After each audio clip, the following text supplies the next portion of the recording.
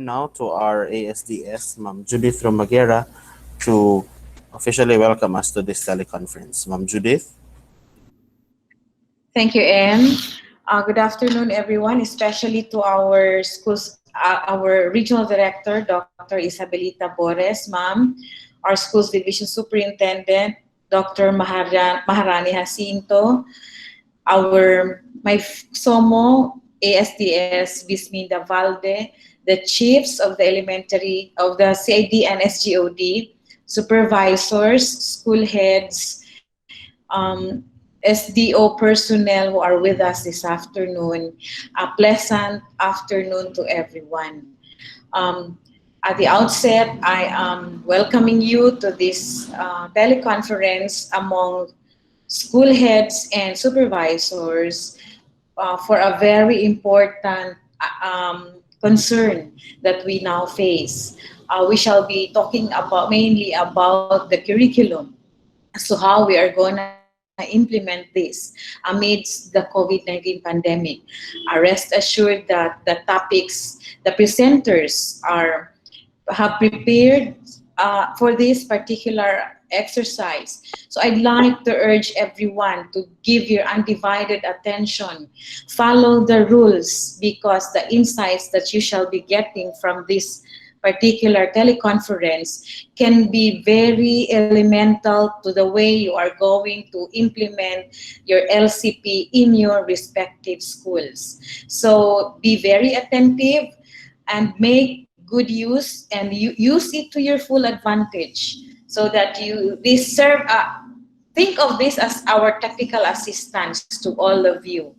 Our presenters this afternoon are well prepared. No less than the regional director is with us, and it is an honor to all of us Zamboanga del Sur people to have her with us and share her greatest insights. Again and again, I'd like you to give your undivided attention, follow the rules, turn off your cameras and turn off your microphones. Do not present when somebody is presenting, so that we will have an uninterrupted presentation. I hope we can also account those who are with workplace, who are listening to the rest of the school heads, to the entire Zamboanga del Sur DepEd. A pleasant afternoon once again. Thank you very much. Thank you, Ma'am Judith, for welcoming us at this point. We are honored again that our regional director, no less than Dr. Isabelita M. Boris, has joined us this afternoon. Let us give time to our regional director, Ma'am Beth.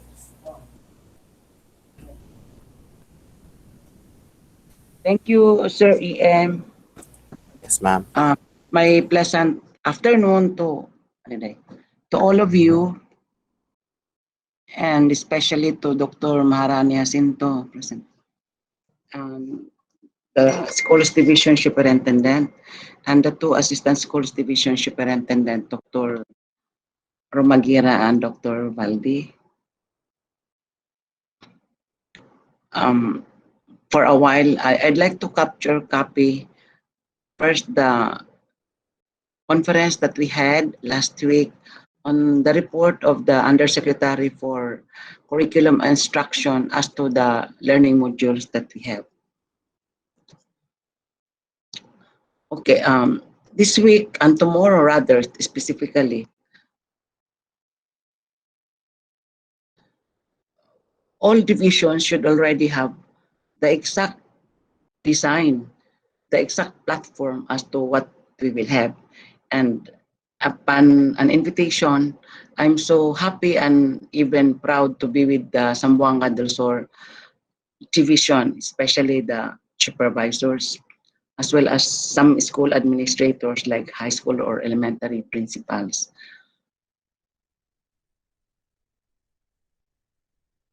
Okay, while waiting for RD, I'd like to remind everyone as to updates as regards your enrollment. I am hoping that everyone is able to reach 80% of your enrollment as of this day. I hope you were able to reach that far as to percentage of enrollment compared to your previous enrollment. Uh, for the division-wide enrollment, we reached already up to 84% of our enrollment compared to last year. So I guess we are doing fine as to our enrollment and hoping that before uh, we we reach the deadline, which is this coming July 15, our schools will be able to achieve at least as much as possible, almost 100% of our learners were able to get back to school.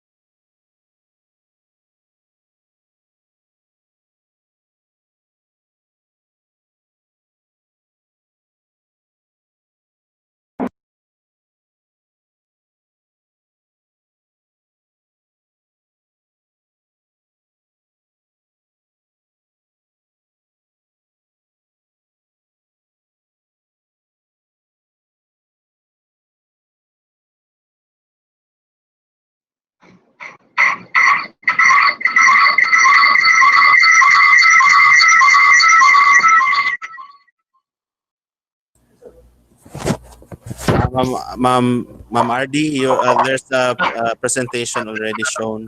Na. Nana, Nana, ma'am. okay, Nana. Okay. Okay na. Okay. So this is an update from Central Office, which will give us an idea of our preparation. So I think we are already clear that for all those efforts that we have done, we're narrowing down to one platform. We're narrowing down to one idea. So we have a lot of choices online. Okay. TV, okay. Radio, okay. But in our survey, it's all about the learning material. So, okay. So we have agreed as early, as part of an update from central office that we're expecting this number. And so if you're looking at it, for the first quarter, this is only the scenario. There are 10. So in grade 1, you have 75. Are you now following the screen? So I can be seen already, or meaning the data can be seen already. Okay na ba? Yes, ma'am. Yes, ma'am. Sige. Yes, ma'am. Sige. So you make a total of 1,052, but that's for the entire division. So if you are taking, for example, 75 for grade 1, so you can start as part of an input for your own budget logistics, because this is really the resources that we are to grapple with is 75 modules. So if you have 75 modules for one quarter for a grade 1 divided by 8, so more or less there are 8 modules in a week. So if there are 96 for grade 3 divided by 8, so more or less 11 or 12 modules per week. Down the line, so in grade 8, you have 99 divided by 8, 8 weeks. So you will have the exact number of 11, estimate of 11 modules per week. You imagine if we agree that all our pupils will report on Monday, they will bring back home 10, 12 modules to be answered in a matter of 3 days, because we also agree that at the end of the week, either Thursday or Friday, they will submit all those modules. So this is the whole concept of our blended learning, because aside from our computers, as a supplemental na ngayon ang computers, whatever you decided, like the one I heard is Kotobi, supplemental na siya to add up an explanation, or a radio program if we could arrange fully the free airtime. And initially, even at our end, even if we are not the immediate user, we also interviewed some of our radio stations, and willingly they say we can only give you 2 hours, ma'am, in a day. But you know, for 2 hours with 8 subject areas with 12 grade levels from grade 1 up to senior high school, we just could not make and maximize the time element involved. Okay, so the next is ongoing development. Okay, because there are still regional offices who did not submit. But you look at the Region 9, they were saying 51, but the truth of the matter was already submitted. And then ongoing review of MELC by BLLD, and then finalization at RO for 16. So ang final checking actually is, in terms of ready for printing, there are only 11. Balik na. Screen. Tawagan I see. I'll go to another file. Okay, so that's the update.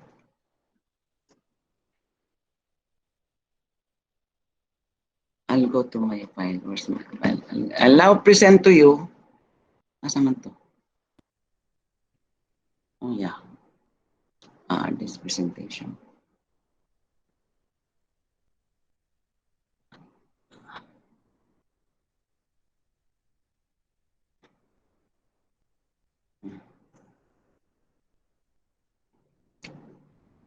Okay. Am I seen? I mean, is the screen also okay na? EM? Yes, ma'am. But Hello? Okay slideshow, na? slideshow muna, ma'am. Oh, yung Slideshow siya, learning ma'am. continuity plan. Yes, ma'am. Learning Kita. continuity plan. Oh, sige. So Slideshow lang. that was, yeah, that was the background. Now let's go and move. One more.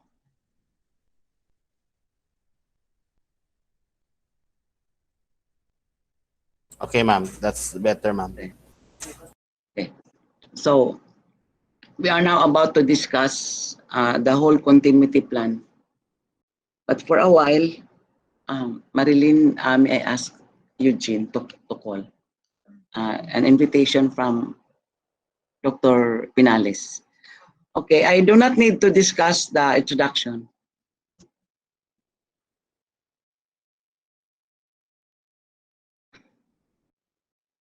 Okay, this is the profile of our region. Okay, and so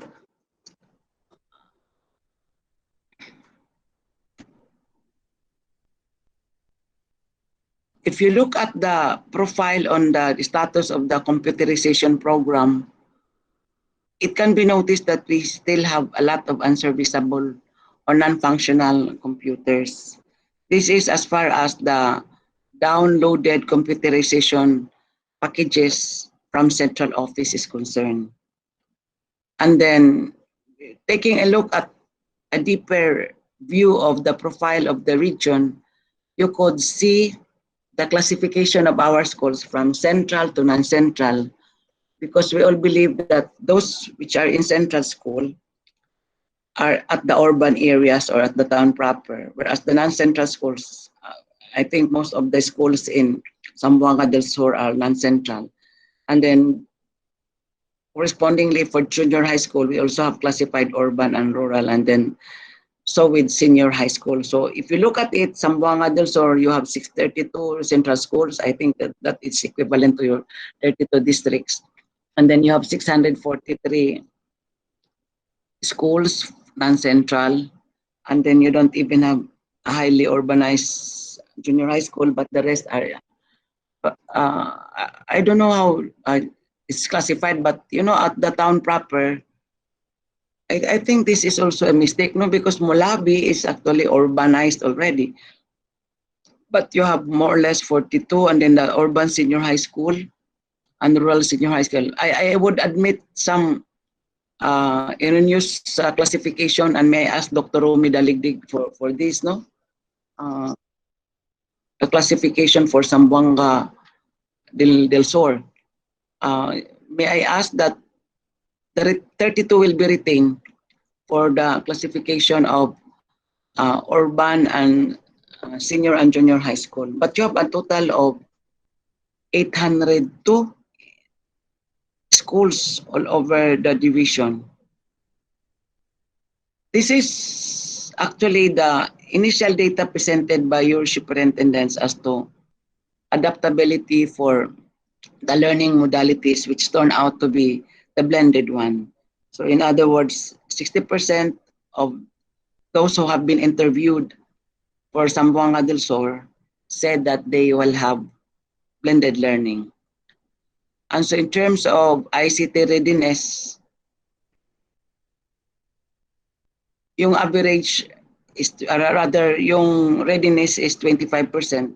I think most of them did not answer also for ICT readiness in terms of the gadgets that are in the school or they personally own. Okay, may I share to you what other divisions are doing? This is the case of Isabela City. Ito yung na-present nila that they will also have review. But the mayor said in Isabela na they will put up their own registrations. But I will check tomorrow because we'll have a mancom kung natutuo talaga yun, because just like in Sibugay, as at the start, sabi ng superintendent, 3 mayors will put up one, but yung last mancom, nagsabi sila na parang hindi pala kaya, ang dami pala mga requirements. And we would know even the case of ABS-CBN for some franchise compliance with the House of Congress, di ba? So parang nahihirapan tayo. And at the national level, we are also asking if we can ask PTV4, which is a government channel, but PTV4 will not give the entire 8 hours to DepEd. Kasi ang ibigay lang naman pala is 1 hour, but 1 hour divided by 12 grade levels, divided by 8 subject areas, mahirapan din tayo. Kaya we're talking, doon na lang talaga tayo mag-anchor sa mga learning modules, which is part of our preparation. So itong Pagadian City, they put up also available range stations. So ganito din yun. But I think in the latest updates that we have, 2 hours is the maximum that they could give. Ito yung sa inyo, nag-present ni Dr. Marani. I called out the presentation about the choosing of 81.34% na may face-to-face modular delivery learning. Of course, meron din nag-choose ng online combined with face-to-face, which was chosen by 53 school heads. So, in general, they are anchoring on the majority, the rule of the majority. Let me just share to you what is in Zamboanga del Norte also. They also made an attempt to use also TV or radio, but incidentally they don't have a local TV program, unlike in Pagadian or in Zamboanga del Sur that you have TV9, I think it is Kasikas, owned by the city government. The mayor in Dipolog City wanted also to put up an own channel. Negotiations are underway, but we have gotten a hint that I think logistics also will be a problem. And so this set of radio stations, even in local municipalities like Manukan, Siayan, Sindangan, Liloy, are available. But considering the scope of the province also, hindi naman yung taga Liloy mag-abot pa ng Rizal or Liloy reaching as far as Siayan, because Siayan will have its own. Susyokon probably could reach Cebuco. Yun na lang. And then, but this is also possible. Kaya lang, nakita niyo sa screen, 2 hours lang din ang libre. Because they were saying, and they kept on telling, that's also their bread and butter, so to say. Kawawa din naman yung taga-radio if they give us 4 hours or 5 hours or 6 hours. Okay, it's a dapitan naman, ganito rin, they made an attempt on TV and radio at home. Acceptability and availability, mas marami pa rin ang radio. Kaya lang, hindi naman lahat may radio. In fact, sa na-interview o na-survey, only 2.33% ang meron. Ang iba talaga parang walang access. And so in terms of the schools, they were also asked about the options, radio, online. Marami sa elementary ng sagot, but secondary has less access. So parang naman, if you keep on thinking, maguguluhan lagi tayo. If you also have varied options, nakakalito din yan, ano? So we were choosing modules. In the case of Zamboanga City, there was also a move to put up their own channel. In fact, they have also an active radio program.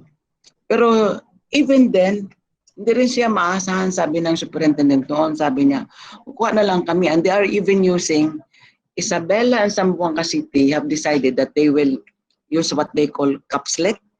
Capslet. I have seen a copy of the capslet, but iba din yung ginagawa natin ngayon kasi yung sa capslet, hindi naman siya ma-arrange. Yung atin kasi is milk-based, the new competencies, which set was downloaded to us for about 551 pages. Lahat ng competencies which CO claimed is 50% less than the original. Okay. So in other words, this is now the scenario for all of us in Region 9. Talagang lalabas si modular printed. And to make everything on a proper direction now, since last week, we already have decided to focus on modular printed, and all divisions say so, even at NCR, considering that's the highly urbanized with all access for internet, etc. They also claim they will all go modular. So as of now, kasi malapit na, this is no longer the time to choose which option. Talagang punta na lang tayo ng combination. And in combination, if you will still use radio, TV, or computers, lalabas pa rin na we need the partnership with the modular printed. Kasi access to electricity, access to internet, yung presence of brownouts, these are factors that affect the decision. Para bang ito lang yung printed na hindi ka na magproblema pag brownout, hindi ka na magproblema pag walang gadget, walang pambayad sa internet. Parang yun na lang ang mas madali. And self-learning kits the use of self-learning kits has been with us for quite a time. Kaya lang hindi lang natin siya natutukan. Like, we have an open high school, the BPO sa project before. We have the in-school approach, which we call MISUSA. In fact, Region 9 was a direct implementer of Project Impact in 1994, which was piloted in Naga, Cebu, but our Kulianan School in Zamboanga City used that.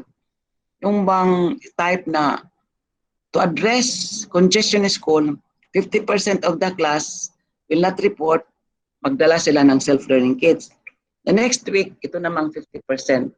But they are not considered absent because when they go home or were not able to go to school, may dala silang mga self-learning kits. Or what we call modules, yun lang. So in other words, we have modules. Kaya lang, I think many of those have been set aside in favor of the use of textbooks, which we have been using. So, may I, the presentation of Sibugay. Ito naman sa Sibugay, meron silang, 5 menu. 2 days face-to-face, 3 days modular learning. Parehas din sa iba na blended learning.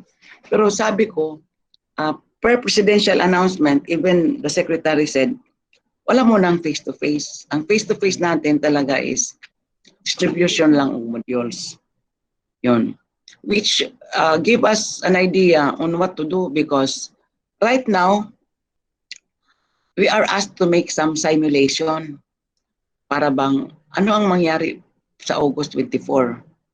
All over the country, I have just texted my superintendents to give us one school for simulation this coming first week of August. In fact, other divisions and other regions will have simulation this month of July. But I keep on asking, why simulation? Wala namang modules. Because simulation for the opening of classes does not start and end up with alignment na queuing a group of 15. Sabi ko, aside from queuing a group of 15, kung magkagulo ba, may matanggap talaga ang bata. So I said, why will I have a simulation sa July? Wala pa kami nakita ng mga modules. Yun lang ang comment. So ito na, let's finish first Zamboanga Sibugay. Yung sa kanila, 2 days face-to-face, pero sabi ko hindi pwede ang 2 days. Parang we just go there, the children will go on Monday. Kaya lang, iba-iba talaga tayo ng strategyan.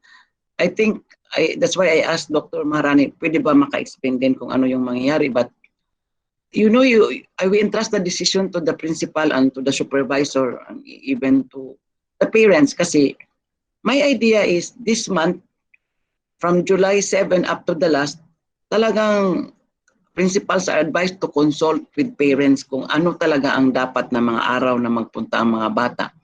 Because you have other models, there are also other comments like ayaw ng teacher magpagamit ng eskwelahan kaya gusto niya siya lang so that she is willing to report every day if she has a big class divided by into 3, tag 15-15. Gusto rin niya, araw-araw din siya magpunta. Okay. Yung akin naman, for health reasons, to lessen contamination, talagang ang ideal ko is isang araw, isang grade level o 2 grade level para hindi magulo. Anyway, ang eskwelahan, they will not stay for 4 hours sa classroom naman just to receive the modules. Yun lang. Kasi pag kasama si maliit sa saka si matatangkad, parang I'm looking at it na magulo siya kasi sabay-sabay. But kung mag-declare ako ng isang araw na grades 1 and 2 lang, at least maliliit, and then that will also solve the problem sa school feeding. Kasi patuloy pa rin ang school feeding or milk feeding. Diba? Kukunin din niya yung kanyang share na pack for those who are in the same age level. Kasi may identified grade tayo for school feeding. Okay. Yung second option naman nila is face-to-face instruction, 4 days modular. Pero I have two. This was presented last week. So tomorrow, we will now have all the decision. Kaya siguro maganda rin na nag-meeting kayo para yung mga decision ninyo for what. Kasi we really now have to have a defined and definite learning platform. Ano talagang gagawin? Hindi na yung, kung for example you say, mag-online, blended, tapos modular, give us now the schedule. Give us now the materials. Kung online, anong materials ang gagamitin? Dapat I would not want an answer. Commons, ma'am. I have viewed commons. Ano ka, it's like a cafeteria lang, dami mong mapipili. I'd like to know kung commons, which one of those will be used. If it is Kotubi, for example, or sa Capslet, ano doon kasi ang dami mong choices with all the materials. If gusto ko siya ipa-arrange kasi magulo if it's not properly arranged. Ano? And then, dapat may guideline din at your end kung yun ang ipagamit. Ito namang, mayroon silang unique din na presentation, Minosi, kung hindi raw yun gagalaw, mag-concentrate lang sila ng English, Science, and Math for face-to-face learning. I think they also have a reason. Parang gusto nila because I think that's the most, the least learned, no? Competencies are found in English, Science, or Math. Parang gano'n ang tutok nila. Tapos, pero I was not informed properly kung ilang araw din yung kanilang face-to-face learning. But you know, having face-to-face is not even an idea in Sibugay or in Region 9. Even in Singapore and Brunei, they kept on telling in some of the sharings, international webinar, while we are for online, pero iba pa rin pala pag nandoon si teacher. We realize really the importance of a teacher in front of the pupils in a classroom, lalo na pag lower grades. So ito, Minudi, tinagdagan lang nila ng reading for the elementary kasi they say, which is also justifiable. Kasi ang reading naman is really an ideal competency for all learners. You cannot be good in English, Science, and Math if you're not a good reader. Diba? On the same note that even language development like speaking, and so with listening, they can only be attained if you have really a model like a teacher. Kaya mahirap yung grades 1 and 2. Dapat talaga may face-to-face learning also. Kaya nga, sabi ko, ang ganda pag lahat grade 1 na lang, and then you distribute the load to all teachers. That's for a day. Hindi naman na 1 day, I think the most is only 3 hours if in case mayroon talagang face-to-face for the lower kids. The other concept is magawa ng tutor. Okay, ang problema naman ng tutor, who will be the tutors, no? Then you group them according to clusters sa mga bahay. Saan sila among the houses in the neighborhood? But I would still suggest to play safe, doon na lang sa school. I think less ang risk if we are inside the campus or the premise of a school.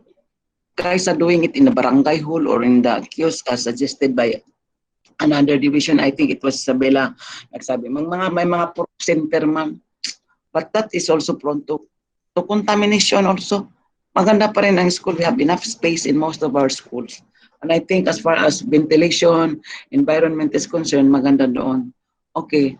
The last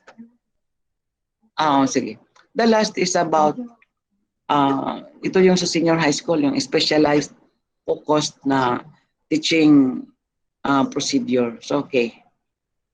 So, for Region 9, okay, we all agree mag-online. Okay, that was presented. And it's because some of the trainers, like your own supervisors, have been trained na on the production of e-books.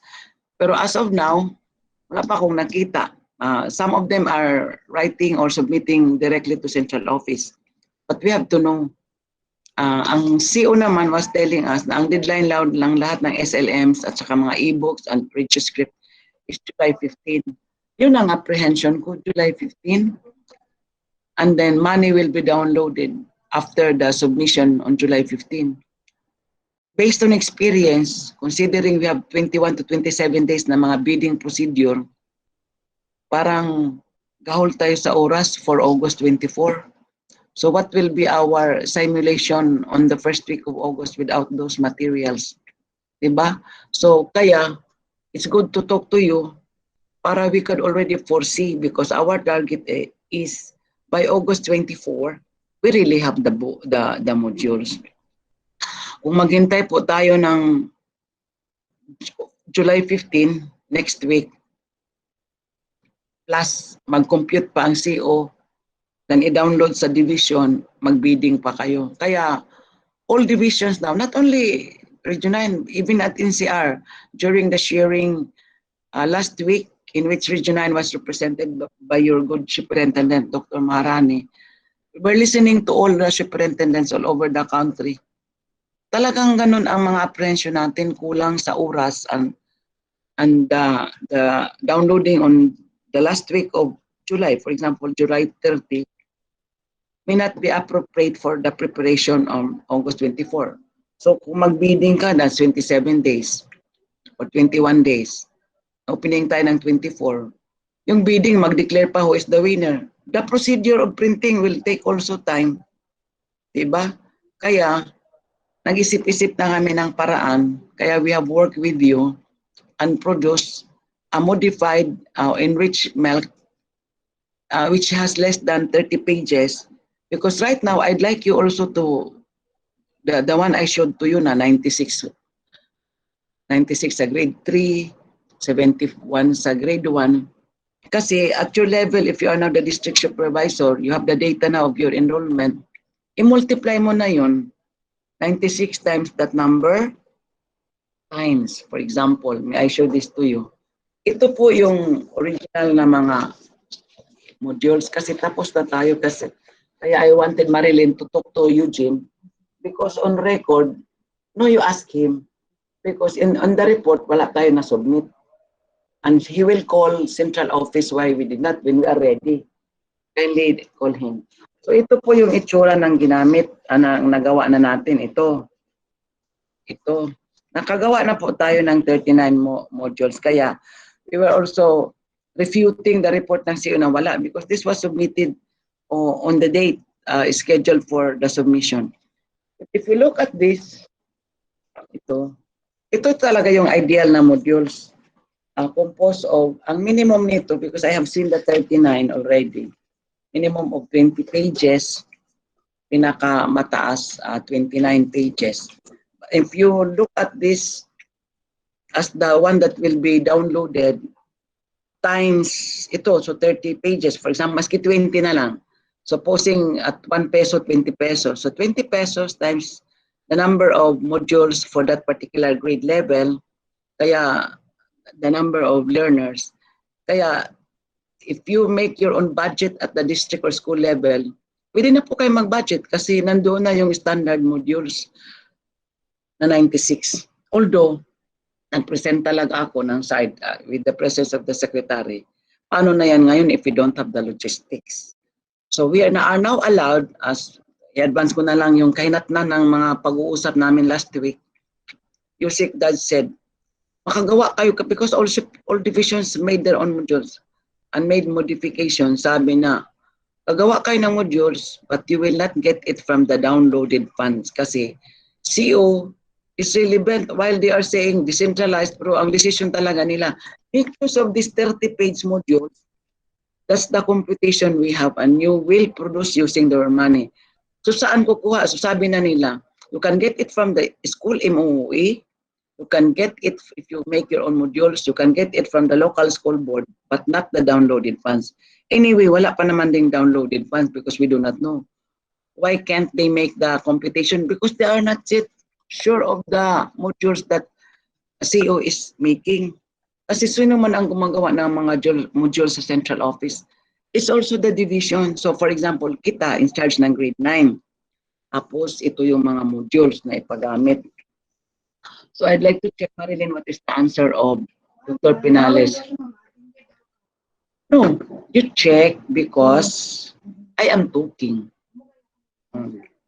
So even I am even requesting Dr. Pinales to come in, pwede na siya. I have opened my cell phone already to share with you because ang mga modules na nagsulat are Zamboanga Sur, Sibugay, and yet in the report, wala din tayo nag-submit.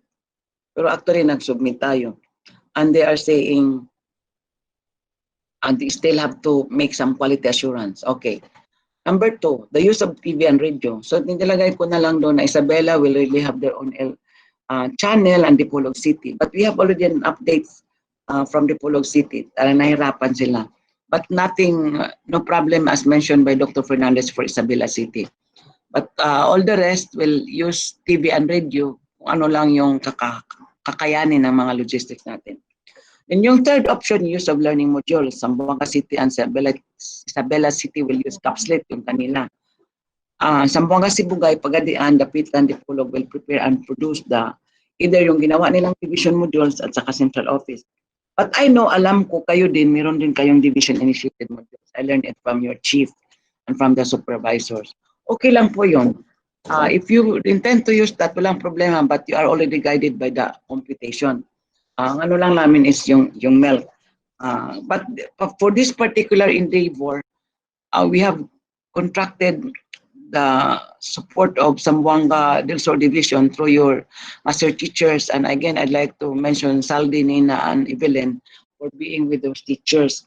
Kasi patapos na po yung, they were making 80 modules. 8 times 10 grade levels, 80 modules, which is composed, I advise them to make it 16 pages only. Because technically in the printing policy or practice, which we learned when we were taking up journalism, all learning materials, whether it is a school paper or whatever, all papers should be divisible by 4. So you can have a choice of 4, 8, 16, and then 20. Kaya lang pag 20, parang medyo mahal na. At saka ang ganda rin ng 16, considering that children will only read 2 hours at home. Ito pa yung dapat nating pag-usapan because we'd like to know, and that data should come from your end. Ilang oras ba ang mga for example, taga-dinas magbasa, anong napili doon na oras? Because there should already be a memorandum to be issued by the superintendent. Kung magdala ang bata, ano yung suggested proposed schedule na mag-aral? In the case of working parents, hindi sa umaga, hindi sa gabi. But joke only, kasi ang gabi, marami siyang kalaban kasi andyan si Encantadia at si Provinciano. So parang joke, pero parang gano'n na rin ang istorya. So ano ba talaga ang learning time? Kasi ang mga bata natin na used to na umaga at hapon nasa school, pag uwi, relax na siya. Ngayon nag-iiba, di ba? With the new normal, walang siya doon ng module, uwi siya doon siya magbasa. Who will monitor the reading, the studying of the children? Yan talagang mahirap na trabaho natin because teachers now should really convince the parents. There are other regions, sabi, magawa sila ng monitor, mga volunteer teachers, mag-monitor kung nag-aaral ang mga bata. Pwede naman, but tell us also your modality. Pwede naman, no, at your level, like for example, sa Mahayag or sa ano ba, meron ba nag-monitor doon ng mga teacher advisors na nag-aaral-aral ang mga bata? Kasi the teacher now will have the complete address of the learners para ma-monitor yun kung nag-aaral. Kaya lang, yun na nga ang problema. What if parents are working and they are not at home? So iba-iba. We really have to think different modalities sa monitoring natin. Okay. Zamboanga Sibugay will use CODO models. Tayo, we're using the MELC modules na I'm proud to say na ang ganda namin ng pinag-uusapan naman ng mga teachers who are with me working on the modules. Okay, so ito ang parang model, pero ito na naman parang under negotiation pa rin kung ano. Ito lang naman, idea lang naman. Like, I keep on saying, para hindi magulo, grades 1 and 2. But I have already gotten a feedback na ayaw din ng mga teachers, kaya ayaw din na paggalaw ang kanilang classroom. O sige. So, every Monday, the first group of 15 will report. Okay. So, but in the reporting, DepEd order number 14, gagawa tayo sa gate. Ito yung trabaho ng mga administrator, which you will still compute as part of compliance for the health protocols. May thermal scanner doon. Okay. Tapos, may alcohol, may disinfection gadgets, or may hand washing facilities. So, soap and water should be available. Which for sure, for all the supervisors who are now listening and the principals, naka-ready na yung hand washing facilities that you have. Will it be by cluster? Kung wala man sa inside the classroom. Yung alcohol din na ilagay sa labas, yung foot bath na gagamitin. Ito yung mga lahat na bibilhin. And then we are asked that sa MOOE, ang printing of modules will be 30%. Yun ang bagong issuance ngayon. Sa modules, you allocate 30% sa printing. All the rest, yung mga health gadgets and other expenditure. Kasi meron pang, di ba, there are some schools are allowed to pay for their job order ng mga security guards, whatever was used. Pero magbago talaga in favor of the modules, which is the 30%. Kaya pwede na talaga kayo mag-compute, and I'd like your division to process it now para bukas maklaro na ni Dr. Jacinto, maklaro na each school will have this MOOE kasi regular yung MOOE. 30% would be for the modules. But now try to study the cost of the modules kasi it's either you choose the 16 pesos or you choose the 30 pesos or the 20 pesos magamit. And then the times multiplied by the subject areas, but you have already the generic data no, by grade level. Nakita ninyo yung 72, pag grade 3, 96 modules. Kumakayanan siya ng 2 months na MOA kasi ang 1 quarter is 2 months. So right now, my request from Zamboanga SOR with your assistance of your superintendent and assistant, the 2 assistant superintendent, pwede na talaga ang district supervisor ngayon mag-budget. Tapos ang kulang niyan, kukunin doon sa local school board. Tapos kung meron pa talagang kulang, because I'd like now the actual computation, yun ang hihingiin sa central office. Parang ganun. So you now have the idea. We have already issued a different set of guidelines for MOOE utilization, declaring 30% for the printing of modules. Now the choice is the modules na naman kung ano. Okay. So I think that's part of my assignment for all of you. Kaya ako nakipag-usap at ang ganda because of the initiative of your superintendent. How I wish all other divisions will do that to be brief on what to do. But baka advance na rin sila ng briefing. Okay. So ngayon nandiyan na ang modules. Kasi ang ganda pag may simulation, may modules na. If we choose, Dr. Jacinto, one school, one district to have simulation, sana na print na rin ang modules. So if our schedule is August, all other regions kasi, I think 5 lang kami nag-August, the rest July. Pero sabi ko naman, ba't naman mag-simulation walang modules? Bahala na rin sila. I do not know what they are doing. Baka magawa din sila ng mga division-initiated na modules or school-initiated or district is initiated. Ang isip ko lang, maganda talaga may simulation with the corresponding modules. Kasi hindi man maganda na mag-simulation pero walang dala. Okay. And so this is it. In case sabay-sabay grades 1 to 6, so grades 1 to 6. Pero aside from that, the whole 2 weeks left for July, after you decide talaga si principal ano ang modality, platform na gagawin niya, that platform should be discussed, disseminated fully to the parents. After all, in the blended learning, parental support is very, very necessary. Kasi ang bata uuwi, dala yung kanyang modules.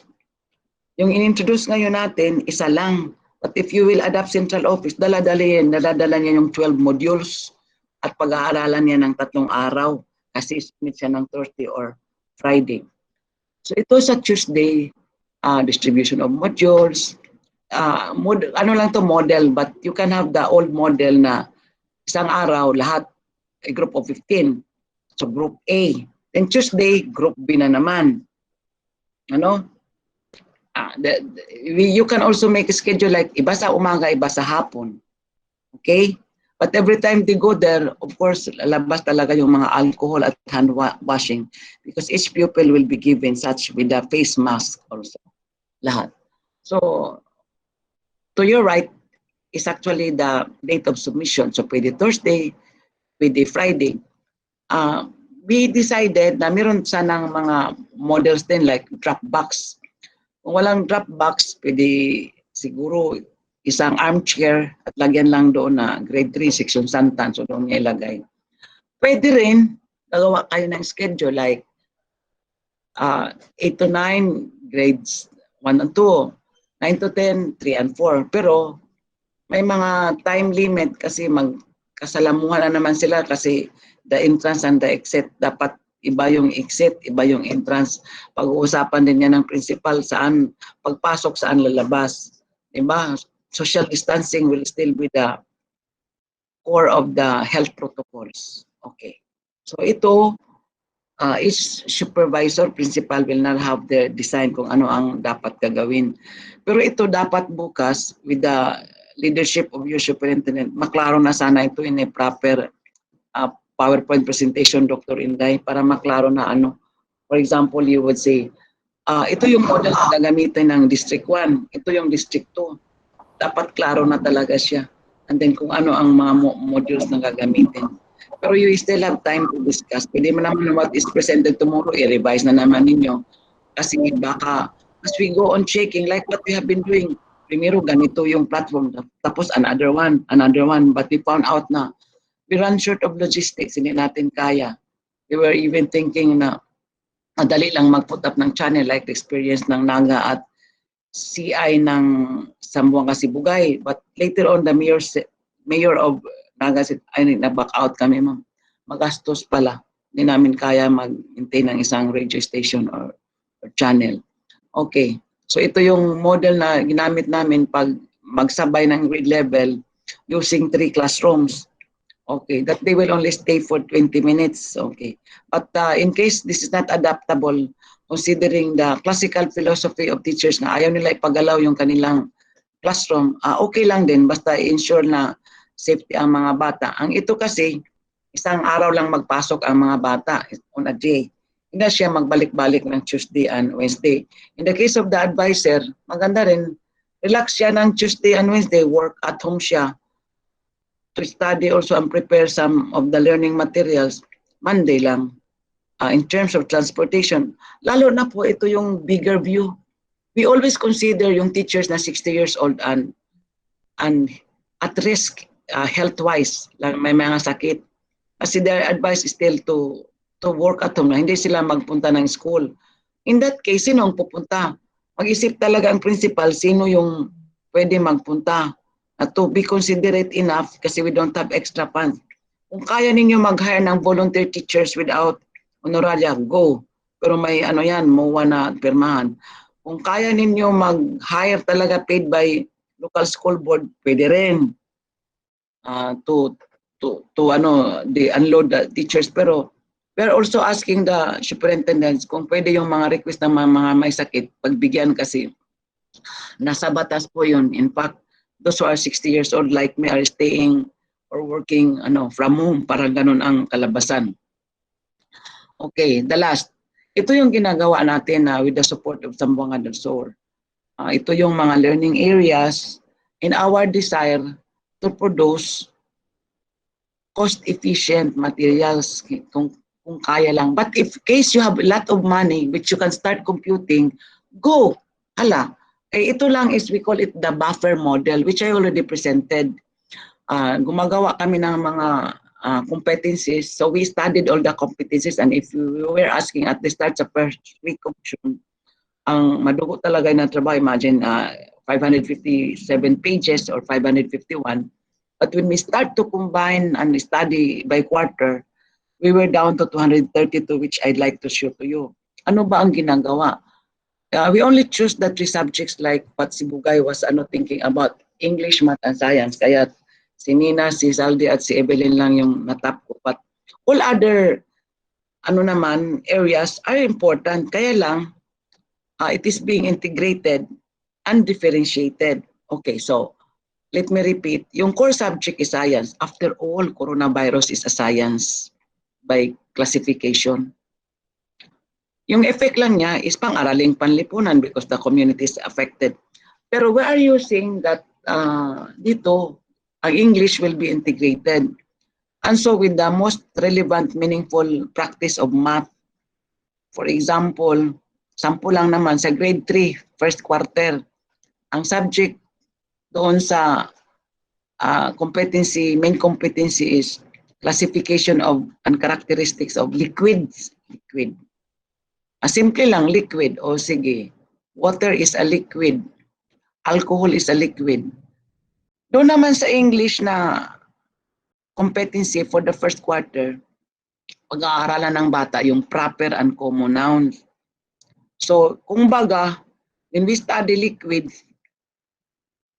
alcohol is a common noun. So, ang proper noun naman niya is Dr. J, Ria alcohol, casino alcohol, clean alcohol. Yun ang kalabasan. Or kung mineral water, di si Absolute, si Summit, si Nature Spring.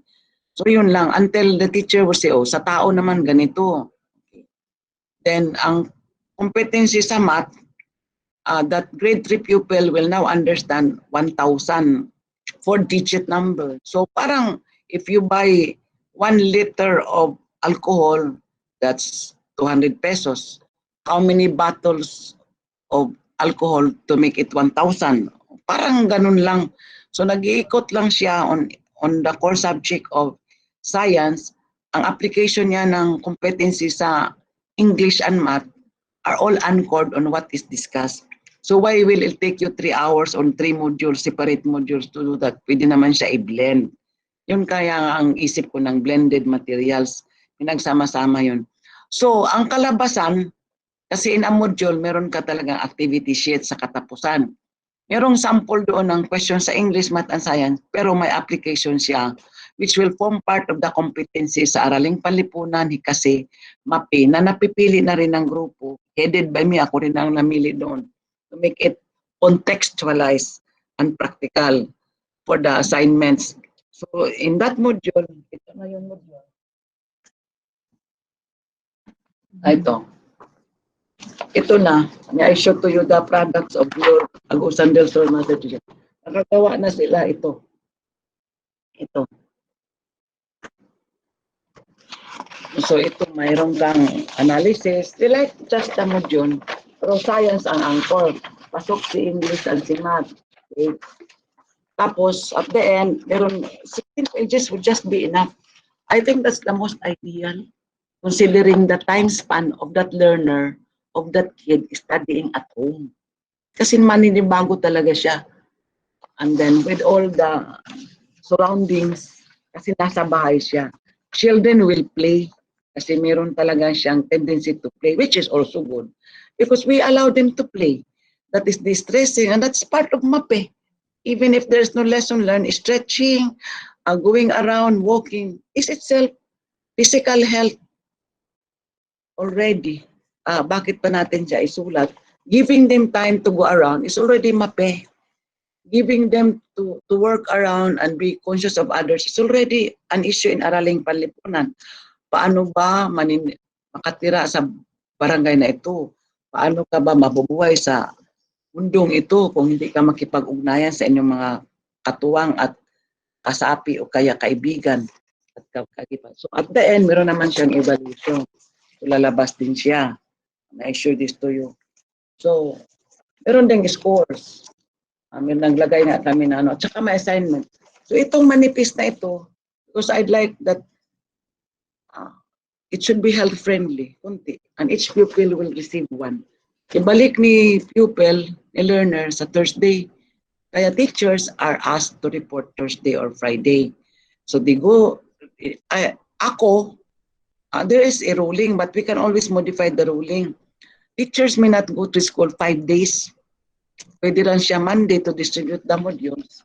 Then balik siya ng Thursday in case mag-agree sila na Thursday ibalik. Kaya mahirap yung 12 modules ipasa ng bata on Thursday. Let's be practical with our practice. Kaya ito madali, balik ng Thursday, mag-check si teacher because teacher has to check. Magre-report pa rin sila sa school using social distancing. Balik siya sa classroom, magre-record. Because I would not allow my teacher to check papers at home. Ba't kapag gagawa ng mga trabahong gawain sa paaralan, idalhin mo pa sa bahay. And then probably Friday, merong mga simple modified lock session si principal para mag-usap-usap naman sila ng mga problema nila, even including mga health personal problems, ganun. Ang time to be banding. Kaya maganda yung isang araw, isang grade level, meron siyang 2 araw sa bahay. But if you like your teachers to be reporting every day, okay din sa inyo. It will form part of a division policy. Pero ang ganda naman, iparelax mo naman siya. Para naman health-friendly tayo. Ano? Sige, so ito yun. And I think they have produced, because I requested really from the 3 supervisors, ito na, ang dami na nilang mga sinulat. Because there will be 8 modules. Ang labas, isang linggo, isang module. Hindi yung isang linggo, 8-10 dala ng bata. Tapos, kasi nag-signal na ng division-initiated module for the first quarter. Tingnan natin. Paglabas ng modules na galing sa central office, yung ang dami at saka tag 30 pages, that will form part of the second quarter. But at least we are ready by August 24. So, sundin pa rin natin sa central office. Kung bigyan tayo ng pera kaya mag-produce ng 96 modules per quarter, sige, follow tayo. What I'm saying is, let us declare ourselves ready because we've always been telling the public, oh, DepEd is ready. You know that I listen to it, pero ang dami kong anxiety, ready, hindi ko pa nakita yung modules. Kaya I took time leading the group, yung nag-quarantine ako, studied the 557 pages of the MELC at tingnan kung kaya natin. So yung mga duplication nakita ko, hindi naman lahat talaga isasalang mo. Mamili ka na lang yung most practical. Even the activity sheets, kasi doon lang talaga siya lalaro ang bata within the confinement of her abode or her house. So ito, ano nangyari? Okay, so ito yung setup ng maganda. Pinasulat ko ang pangalan ng teachers because I said, I owe it to you. Kahit hindi yan perfect, who is that person who can perfectly write a module? Hindi naman. Lahat sila will be recognized. Tapos pinasulat ko yung pangalan para naman for future promotion, pangalan niya doon nakalagay kasi kailangan niya ng mga innovation. As said, this will fall under innovation. Pinatest ko sila last week yung first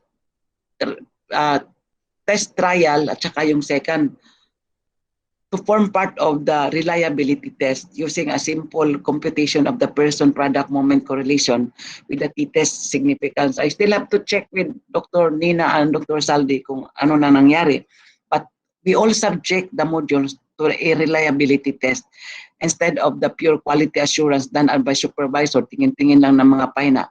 But we have a group of editors ngayon dito sa regional office. Nag-i-edit din kami kasi meron talagang mga mali. Normal din lang yung magkakamali. Hindi naman tayo graduate ng mga journalism na talagang alam natin yung mga concept ng editing. Di ba? Kaya lang, it's a good experience kasi we learn from our errors, di ba? Ganun. At least naka-start tayo. Parang ibig sabihin, mabuti na lang meron kaysa wala. Okay. I think this is already the proposal that we have presented in case you will have 2 hours sa radio.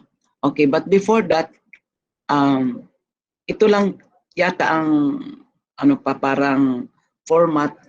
May I ask Libert, I could close this and I'll show you the MELC modules that we have. I'd like to go to the file, but okay na lang din, ipakita ko na lang muna ito para I will not have difficulty yung transferring from one file to another. But essentially, through the efforts of our supervisors here sa region, gumawa kami ng model ng schedule. So, if you have 2 hours only, kasi ako, I'd like also to get para the radio, yung libre na 2 hours. Pero I don't like na to go through the process of negotiating for another 2 hours na tayo ang magbayad. In fact, the truth of the matter, nakatanggap na kami ng isang presentation ng isang radio station na magbigay sila ng 4 hours, but we will be paying 100,000 pesos a month. We don't have that funds. Ang hirap ngayon, wala. So, ayun, nakasit aside lang. But these are all offering. And then I learned also from some of our technical staff dito, like si Mr. Barinaga who shared yung TV production. Talagang daw, mga materials ng ABS-CBN, GME, mahal din talaga yun pag gamitin yun at sila ang itap natin. It really is a big deal in terms of logistics. Okay, so ito yung every Monday isang subject, pero hati-hatiin natin. So 8 to 8:30, grade 3, grade 4, kasi wala na tayong way. This is only our last recourse if we like to have enrichment. But if this is 2 hours, we will pursue this. So yun ang mga topics na mapakinggan ng mga bata. So on Monday, for example, grade 3, 4, 5, 6, EPP ang pinag-usapan. Tuesday, English, Science, Wednesday, Math, Filipino, Makabayan, and then I'm not, ito lang kasi na-propose ng committee ko, but I was telling them, you change that because I don't like Saturday and Sunday. Sunday is supposed to be a rest day. It's for the Lord yan. Itong si Saturday man is for the family. Because family bonding is also essential. Just like any one of us, yun naman, mahirap naman yung wala tayong time for the family. On the same note, ito po yung composition sa secondary sa the next column. Ito yung model, excuse me. Ito yung model pag 3 hours. EPP, English, Science, and Math. Ito yung model pag 4 hours. Ganting we have funds. Ang ganda, maluwag-luwag pag 4 hours. Diba? So, start at 8 hanggang 12. Kaya lang, we are taking the risk of the generosity or the entrepreneurship of the radio station, whatever will prevail. Yung pagmamalasakit niya sa atin or yung kanalang ng kakayanan. Okay, so this is it. Ito din is a concept for 3 hours. Kung yun ang makuha natin na budget. But this is another one for 2 hours. Pwede niyo i-screenshot or pwede namin i-email in case we really have radio station, radio program. Ako I am for radio program kasi available talaga siya from Dinas to Marcos sa Tubig to Dumingag to Midsalip, available siya. I am not very sure of the availability of TV screen among our families who are below average in terms of socioeconomic profile. Mahirap pa rin. Hindi naman lahat ng mga bahay sa mga baryo may TV. Pero yung radio siguro. Kahit na radio, maglilibo din yung mga radio ngayon na mga radio sets. Kaya balik tayo sa so this is another proposal for 4 hours, which is long. Okay, ito yung mga nakuha natin na by the way, required talaga na magkuha tayo ng mga LGU support for this.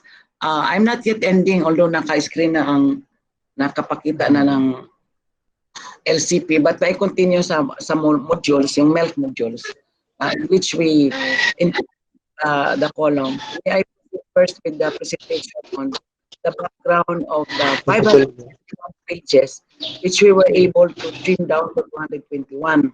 Okay. We started with this. So this is actually the model. Am I still okay? Makita pa rin sa screen? Makita pa? Yes, Yes, ma'am. online. Makita pa sa screen? Yes, ma'am. Yes, ma'am RD. Kita pa, ma'am RD. Sige, makita pa. At least, Yeah. kasi meron kaming adjustment. Okay. Busing. So this is example of the grade 3.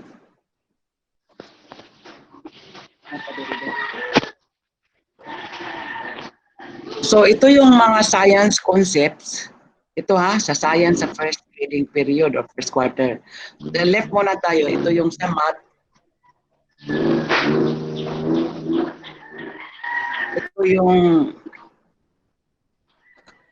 Ito mahaba-haba ang math. Ito yung sa English. Ito yung sa Filipino. Mahaba talaga siya. If you really would be strict, ang dami talagang i-prepare na lesson guides ng isang guro. But I am for modified, simplified din nga ang concept ko. Simplified. Ito. Okay. So yung the whole 8 weeks, we'll have a conglomeration of one module per week. So in other words, kung mag-compute ka, mag-compute mo na talaga siya. Isang bata, isang module per week. But you already have the competencies of the 8 subject areas. Yun. Tapos, open camera. You look at the second.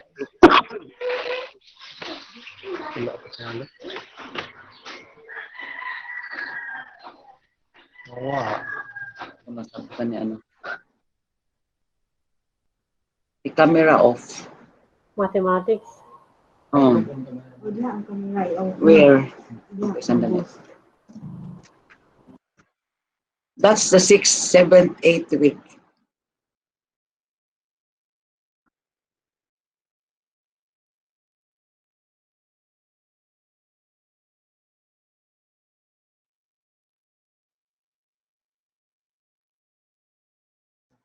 Balik na sa ano. Okay. Modules. Okay. So you have now Filipino, but remember, if you like to browse back, yung mahaba-haba na mga modules na dapat sulatin, in other words, we compress that for the 8 subject areas with 1 module per week. So ito na yung na-agree.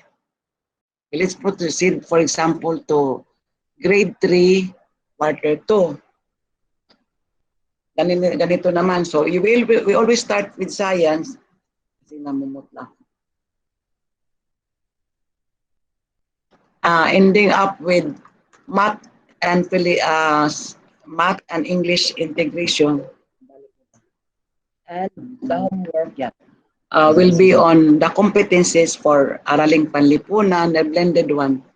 If I wish to recall with you, in 2000, panahon yun ni the late Secretary Raul Roco, we adopted the BEC, Basic Education Curriculum. For those who are my contemporaries, yung mga 50 plus ngayon, na 55, ang nangyari doon, if you remember, the issue was already decongestion kasi ang dami talagang subject areas. In fact, up to now, if you go to Israel, 5 subjects lang. You go to Thailand, Malaysia, 5 subjects lang. Kita lang talagang 8.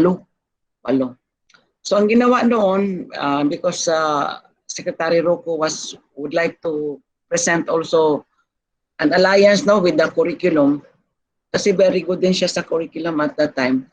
Yung 4 na subjects like edukasyong pantahanan, pangkabuhayan, hikasi or sibika at kultura or araling panlipunan, then MAPE or PEM,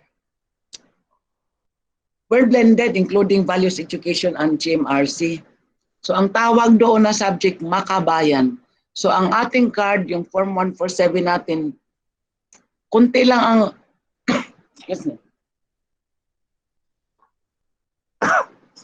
konti lang ang subject areas. Hindi mataas yung sinusulat. Although there were mga komisyon na ang hirap daw mag-divide.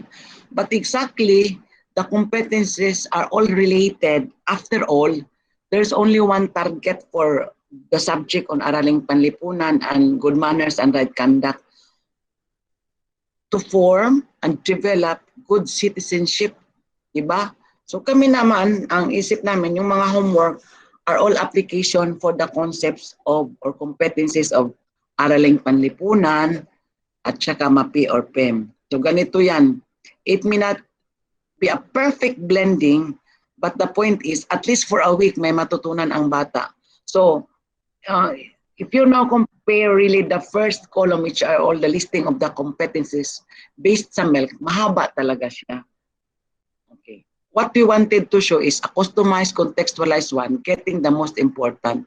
So ito, EM and the rest of the group who are viewing ito. We go to grade 3, quarter 3. Ganito din yan.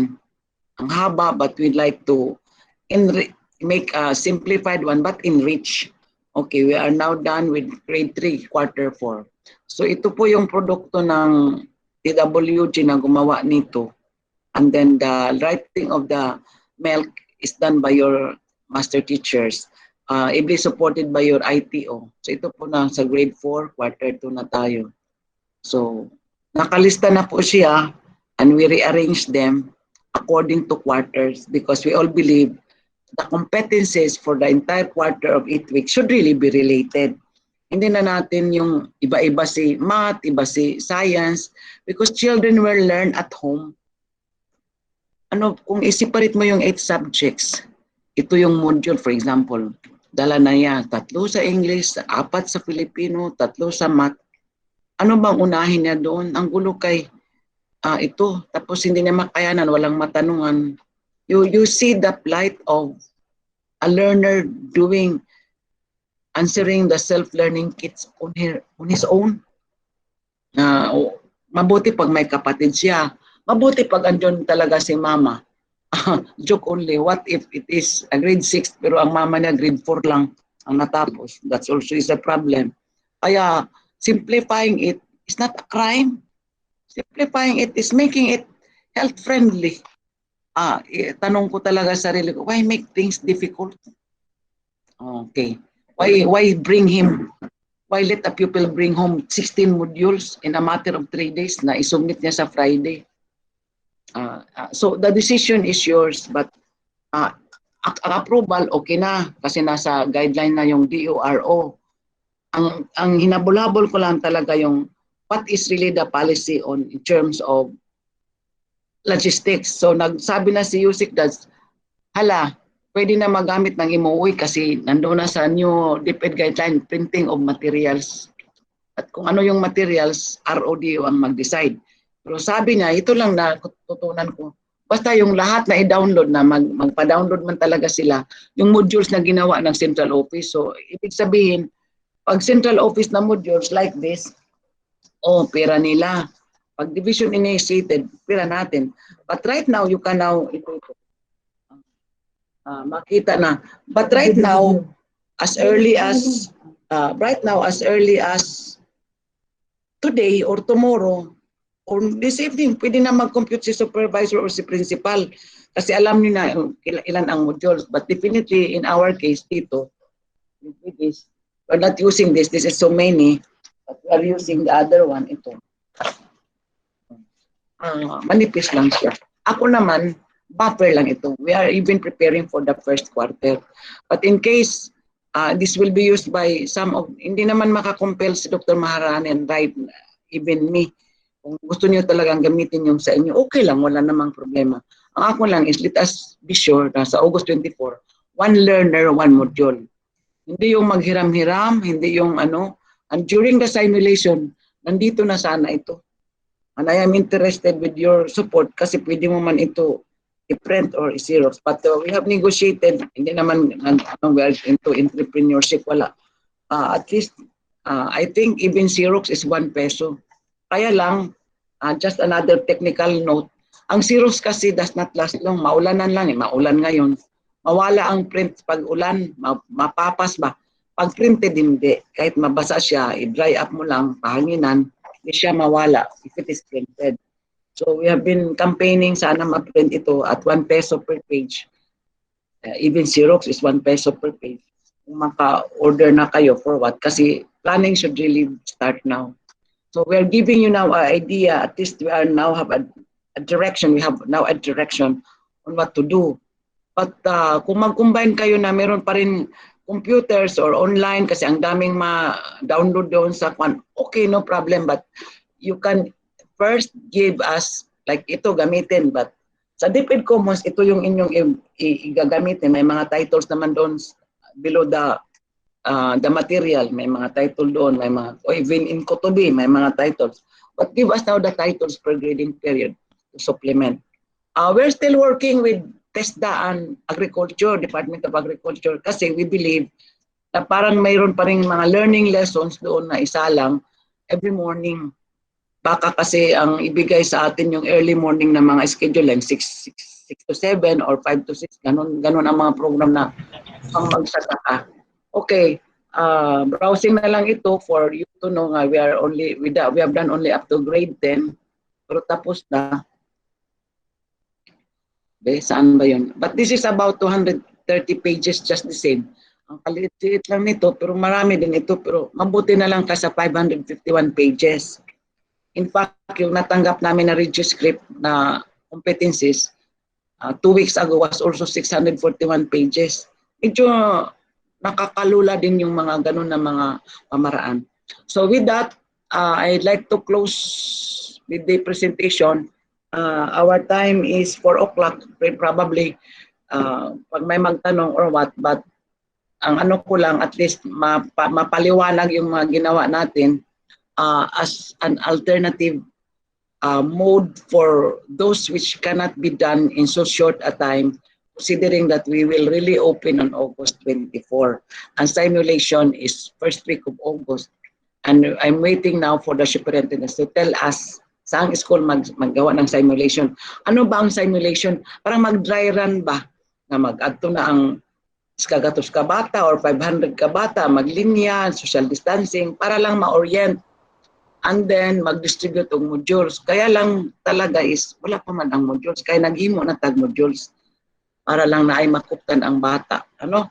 Maulik hintay siya sa balay, ipapresente na sa dayang buhaton, kung makatubag siya, kung pwede gani ang simulation, even the submission back, baka matubag niya on one day, kay paspas, kay dagamay lang, baka humana siya the next day. So yun na, ay, ang pinakauna nag-submit, grade 6, sunod grade 4. Pwede rin na gagamiton as part of your learning inputs on how to make your platform really functional and operational. So, okay, grade 7. Wala naman siguro ko except the showing. May I now turn over the screen and the space for some reaction from among you kung ano yung nakita. But I'd like to appreciate your listening patience for the presentation na ginawa natin. Hindi naman kami ang gumawa, tayo, region at saka Zamboanga Sur. So ito na lang po, okay, ano na bang grade dito? Grade 8 na. Okay, ito. This was done ably with the support of your ITO. Pero may ITO din ang Pagadian City. Ang wala lang sa, I think we also have asked pala mga editing. There are 6 teachers who volunteered to work with us for editing. Pero yung writing talaga taga Zamboanga del Sur. With that, let me thank Dr. Judith, Dr. Minda, and of course to Dr. Inday Maharani Jacinto for the time, and to all of you for listening. At least nakita ninyo. So may I again present, ito na talaga, I think editing na kami for this kasi ang aming target, we're done with all this para matapos-tapos naman tayo so that we can, ito lang kasi dapat ang printing decision kasi nasa inyo para if ever we have August as simulation, ang ganda pag mayroon talagang module. Kasi ang bata, ingon lang ni mo na, sige linya na muna, may dawaton mo, nyawa may sige dawat. Di ma-imagine pa na, at least at siya pagdawat, na siya may basa-basa ba nga, inani di ay, in a way, si parents sad, nasa siya, mauday ni karon.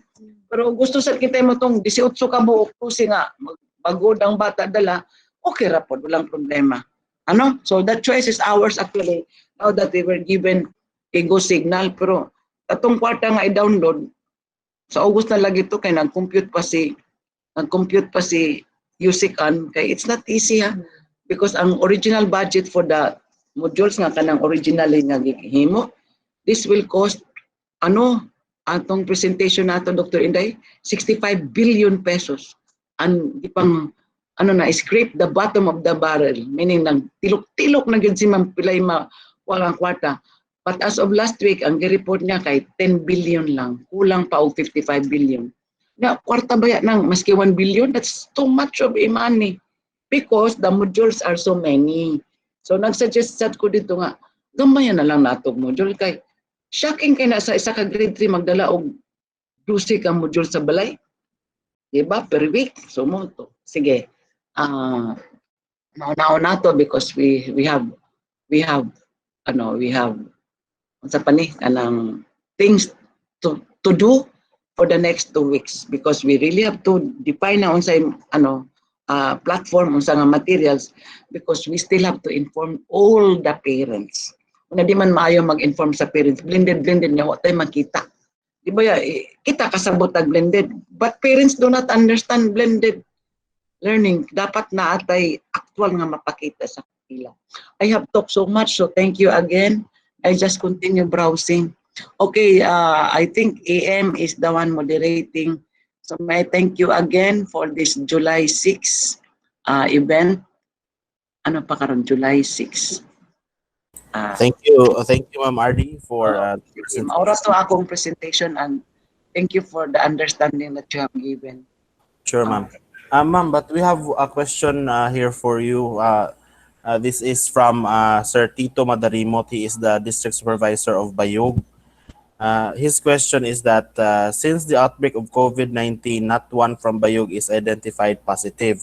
If this zero status continues up to August 24, where classes start using mostly modular, but what if later within the school year, the municipal IATF sees it safe already to have face-to-face classes, especially in far-flung schools? Would the regional office allow these schools to have just a shift from modular or blended to purely face-to-face? Parang I'd like to answer it saying, we will cross the bridge when we are there. Talagang ganyan na, not only for that is possible. Pero as of now, I don't like to preempt my secretary. We will follow what is given to us. No face-to-face contact without the vaccine. That's a presidential announcement. So, totoo. Kaya nga, pwede yung mag-stay sila ng 1 hour doon sa distribution. Kaya maganda yung klase na all grade 1 kasi meron talagang mga mama na magpa-explain muna. Kaya allowed pa rin yung, even if we say 20 minutes, pwede pa man mag 1 hour or 1 hour and a half. Para si teacher talaga, with the modules, maipakita na ito yun, ito basahin muna ninyo, tapos sa dulo, may sasagutin kayo. So, I appreciate the question. That's very practical. Yeah, but I will not say it now kasi we really have to be bounded with some DepEd order and memoranda. Posible yun po, sir, but we will wait. But considering that the basic instruction now is no face-to-face without the vaccine will follow. And then August 24, blended materials for distribution lang, okay, we will follow. Kaya nga, nag-ready tayo. So, sir, that's possible, but I am not saying that will happen unless that should not come from me. Will the region allow? Yes, kung may order sa taas, is that possible for COVID-free cases like even in Caraga, ang Dinagat Island has really no case, but they will still use the blended learning. They will not violate what is stipulated in the memo on the opening of August 24 classes. Kaya lang, ito lang, they can go to school, ang bata, only once in a week just to get the modules for a certain number of hours. Yun lang muna ang ating hahatakin. But that's possible, sir. It's all pre nga mawala na ito. In fact, kanina na news, nagsabi na parang may nagawa na trial test na successful, diba, ng isang vaccine na ginagawa. But that has to be validated pa. And you know how medicines are produced. It takes a lot of trials, testing. Kung ito pa talaga ang katuwang na vaccine for that virus. Thank you, sir, for that question. In Bayog. Hindi lang Bayog, ang daming zero COVID. But let's all take care because just like any other region, nung una yung Eastern Samar, zero yan. Pero nang nagsiuwi na yung mga LSI at saka OFW, number 3 na sila ngayon. So we don't know muna ang status because the virus is still with us. Kaya nga, I reacted sa gumagawa kasi ng sariling module ang Sibugay tapos ulang man ng pera, ulam-hulam daw. And I said, di pwede ang ulam-hulam because contamination is very high. Pag nasa plastic, 48 hours ang contamination. Pag papel, 24 hours. Pag gadget ka, pati yung computer, ang virus stays in the gadget for 72 hours, that's 3 days. Kasi na yun sila nga. Ang laptop, hulam-hulaman. Adili siya mahulam-hulaman because that's the epidemiologist advice on the contamination. Thank you. Any other follow-up? Thank you, Ma'am Ardy. We also have a question from Sir Julwin Lahi-Lahi. He is the principal of Santo Niño Central Elementary School of Tukuran East. His question is, based on the President's instruction that no face-to-face unless there is a vaccine, are we allowed to conduct face-to-face or for just 1 day? Yun na nga, sir. Hindi lang 1 day, 1 hour lang just to get the modules, then a little explanation. Ayoko ng 1 day. Gusto ko lang, may I modify that? Morning, alam mo, ang bata papasok, so may thermal scanner. Ito yung scenario, tapos pagpasok sa room, mag-alcohol siya. Tapos he goes home noon time. Para hindi na siya magbalik. Because pagbalik naman, sir, another thermal scanning, another alcohol. At the start, we can afford to pay for the alcohol kasi ang labas niyan MOE. But sooner or later, baka si teacher na ang magbili ng alcohol. Hindi naman magdala ang bata. Diba? So kung pwede, half day lang talaga para hindi na muna siya. Paglabas niya ng school, hindi na siya babalik. Kasi pag babalik siya, another effort ng contamination. So I'm not suggesting 1 day. Kung mag face-to-face with an explanation, make use of the morning. Kaya maganda pag the same grade level per day. Magulo, sir, pag maliit kasamahan mo ng mga malalaki. Mas behave siya ngayon, Monday. Pagka Martes, 3 and 4, yan. Magalaw na. Pag grade 6 na grade 5, magalaw na talaga. At least all of them are magalaw. You have another face application. Iba yung punto ng, kasi may mga martial kayo sa labas, di ba? Naglinya-linya, etc. Yun lang ang senaryo na ano ko. Kasi pag may outmoded or outrank or outsmarted si maliit, pagkasama niya si malaki sa linya-linya. I don't know, but nag-project lang ako ng isang senaryo. Kaya even si Dr. Salim, ang mga maestro di paggamit og room. Pag paggamit na lang mong room, dili man na entero adlaw gamiton. Ang ako lang is, ang ganda rin na si grade 1 class, makita niya yung 15 in a room, ang classmate niya sa 15 in a room, kahit pa kaway-kaway lang kasi wala na makita man ay classmate kami, kaya lang isang group. Pero ang sabi nila, adlaw-adlaw na lang ma'am, si group 1, group 2, group 3. Okay man, pero si teacher din, adlaw-adlaw. Magastos din siya, no? Ano ba? Isip ko lang yon. But you can always make the decision. It's the principal and the advisor. Kung gusto niya, araw-araw siya magpunta sa school with the alcohol and the scanning, wow, okay. It's all up to you kung gusto niyo.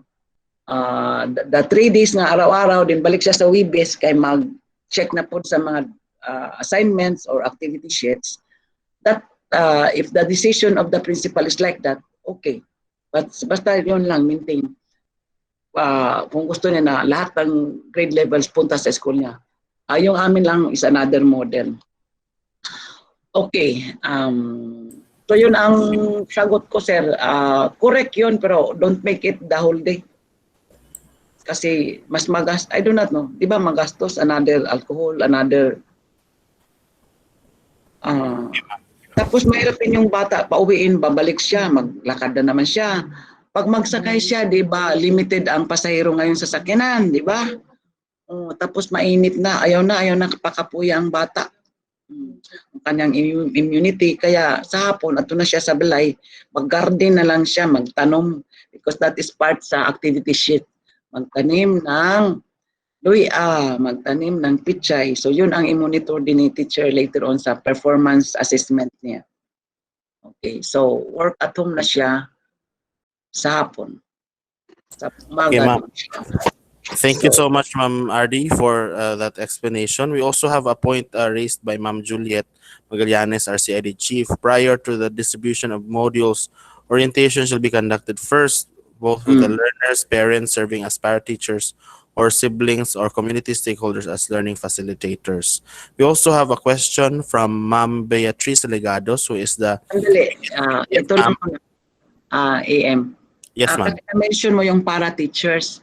Gusto ko i-define who are your para-teachers, ano? Kasi pwede naman yung mga applicants na hindi nakapasok. Pero let's all practice yung mga health protocols, ano? Kasi different, magsalita kasi si para teacher, no? Di ba? Yes, Naka-face ma'am. mask. Tapos kasi nandun na naman si contamination because kids really are prone to contamination. In fact, ngayon, ang mga senior citizens like me ang prone. Pero yung next wave daw ng virus, mga bata ang attack, hindi na naman mga matatanda. Kasi siguro mawala na ang mga matatanda. Ilan na ba ang nangamatay ngayon na matanda? 10 million na all over the world, di ba? Kasi lahat ngayon nagkasakit, matatanda. Di ba? Yung nasa hospital, tingnan mo ang mga profile. Walang bata doon except yung may kaso na isang sanggol. Pero seldom, generally matatanda. But sabi nila yung third wave, hindi na naman matatanda kasi sabi ko wala nang matanda, mga bata na. Ito yung mga below 7 years old or 9 years old na naman ang attack. Kaya maganda yung hindi magsabay-sabay yung mga grade 6 with the kids. Yun lang ang health side ko na hindi nakita kasi si teacher ayaw nga niya kasi ang classroom daw niya. I think they should go beyond the classical na hindi na what is in the classroom, hindi naman magtagal ang bata. Mas ano yung security ng they only go there once. At saka si teacher din, don't you appreciate na 2 days siya sa bahay, may times din siya sa sarili niya. Kaysa iparaw-araw ko si teacher. Okay. Thank you again. Another We also have a question from Ma'am Beatrice Ligados, ma'am, who is the PSDS of Aurora East. Ma'am RD, okay ba kung ang module na ginawa sa region na lang ang gagamitin sa lahat na schools of our division? Kasi sa pagkakaalam ko, nag-assign naman ang region sa mga teachers na gumagawa sa mga modules. Is it possible to fast-track those modules so that we can cope up the target date for simulation? Thank you. That actually, Ma'am Beatrice, is the one we are always working on. Kaya ako, I appreciate the invitation of Zamboanga del Sur. Kasi I was also talking to si Bugay, pero iba man yung pero hindi, I'm not comparing, no? Pero iba-iba talaga ang dating, siguro they have more fun. So tama yun. But now, ito yun.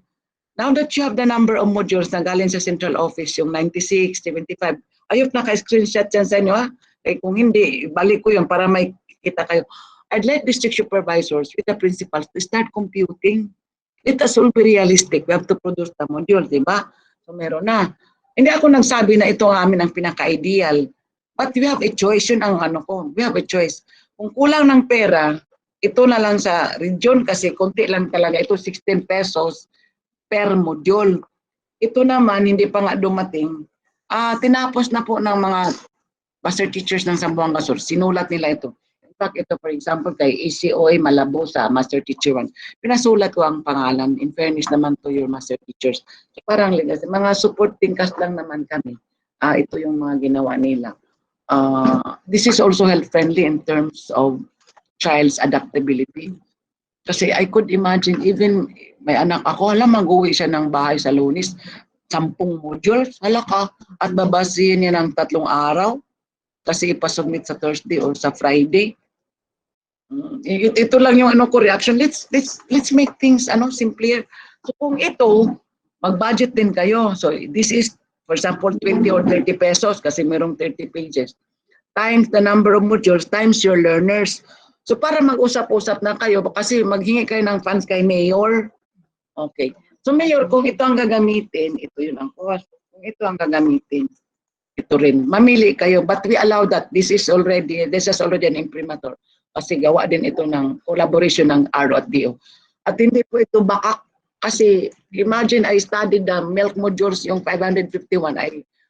I took it upon myself to read para kung mag-question si AM or si Ma'am Beatrice, ako ang kaawayin ninyo.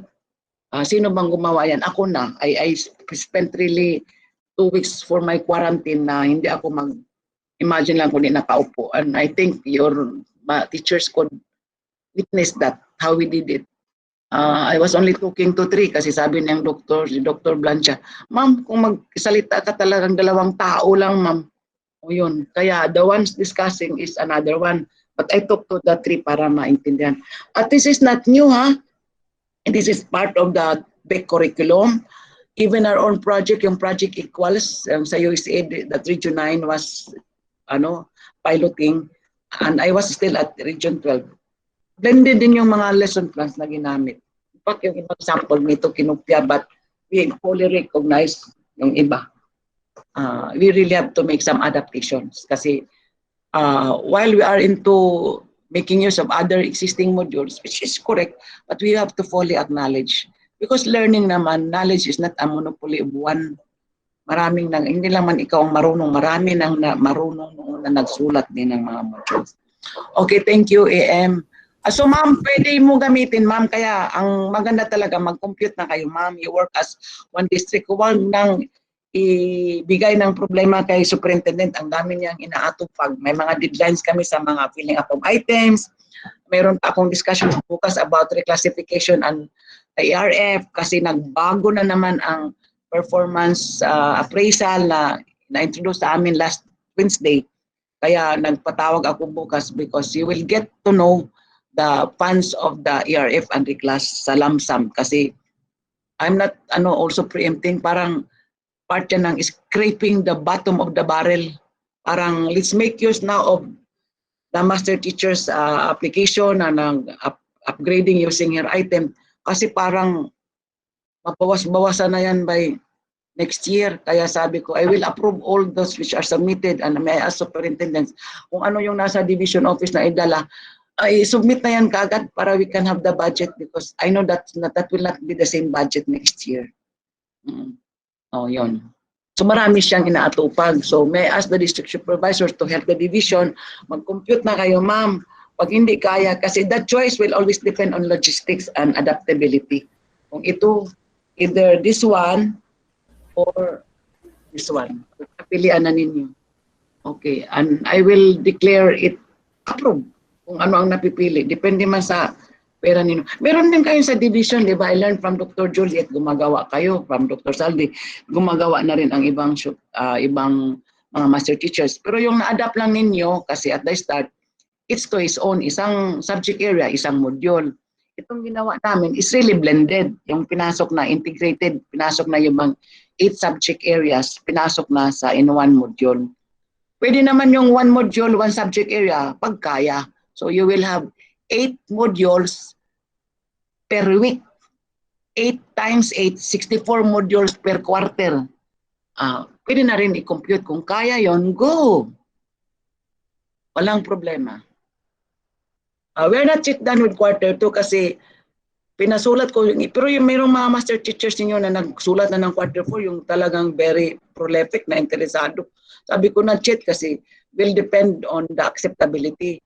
But I'd like to make an appeal kasi gawa ito tatak Zamboanga Sur.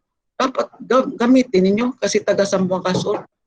Diba? Who else would be inspired if yung tinahi mo na damit susuotin? O kaysa useless pa sa ilang gihimo na dili ninyo ma-appreciate. That's why I am making an appeal. Anyway, 1 quarter lang naman. Kasi the CEO promised na may pira na talaga daw after the first quarter. Kasi nahirapan din ang central office to get 65 billion pesos. As of now, I'm telling you, yung last namin naman the available budget is only 10 billion with this type of modules. Pero baka mangkulang. Kaya we were advised also to look for other sources, other means. Kaya nang sabi ko, if we cannot afford 8 modules, at least may module kaysa wala. Yun lang. Kaya I call it a buffer module. Okay, thank you. Salamat po. Thank you, ma'am. We also have another question here, ma'am, from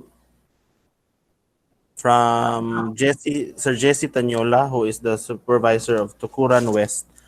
Are we allowing school children to really go to schools to get the modules? Okay. Ganda rin ang tanong. Pwede ba mag-simulation tayo? Ang ganda rin na silang magkuha para makita naman niya si teacher, para makapasok naman siya sa school. In the case of little ones, accompanied by the mother. Kasi baka yung discussion, makuha ni mama. Kaya nga, ang ganda pag isang section lang sila, isang araw na lahat ng grade 1, proposing 3 groups of 15, kasi 15 lang talaga ang allowed. At mas siguro pag old sa high school, 20, 15.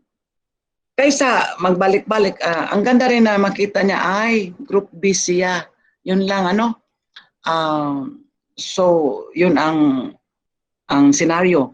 But in case ayaw ni mama, ay papanta kasi may sakit, pwede naman siya ang magpunta. But necessarily at the start, para lang may feel ang bata na he is still going to school despite COVID pandemic. Ang nagbago lang is isang araw na lang siya magpunta once, hindi na marami. Pero pag nasanay na ang bata na pag next week ay si mama na lang ang magkuha, ayaw niya, okay lang. Siguro in weekly, in 8 weeks, sana maka-experience man lang ang bata na siya talaga ang papasok. So it is not okay to report on the first day. So be it, kasi may reason siya. Pero ang ganda rin na makita naman niya yung other 14 kasi pang 15 siya. Ay, klase pala, dito pala yung mga kasamaan ko. Ang ganda. Yun lang ang ano ko, ma'am, yung concept ng bata about schooling. Otherwise, talagang very complacent na siya na doon lang siya sa bahay maghintay. Ang ganda naman makita naman niya ang school para ma-experience naman niya yung thermal scanning, yung washing, yung disinfection, para maintindihan na niya kasi yun ang mga topics sa modules. Ang alcohol, yun ang mga first topics na sinasalang namin for the first quarter para maintindihan niya yung COVID pandemic. Health strategies. Okay, ma'am. Pwede, ma'am, pero ang ganda pag magpasok man din siya. Pwede siya mag-absent sa third week, fourth week, mama na lang ay pakuha. Pero ang ganda yung, alam mo, mamiss niya ng bata. Once a week lang siya magpunta, tapos hindi pa niya puntahin. Pero kung may talagang mama na very sensitive, don't force them because we're not allowed to force. Actually, pag ayaw nila magpasok, wag na lang, parang ganun. Oh, but if the advisor could have a good, ang ganda rin si teacher makita yung mukha ng bata. Diba, mamiss din niya yun. Hindi man niya makita yan the whole week. Isang beses lang.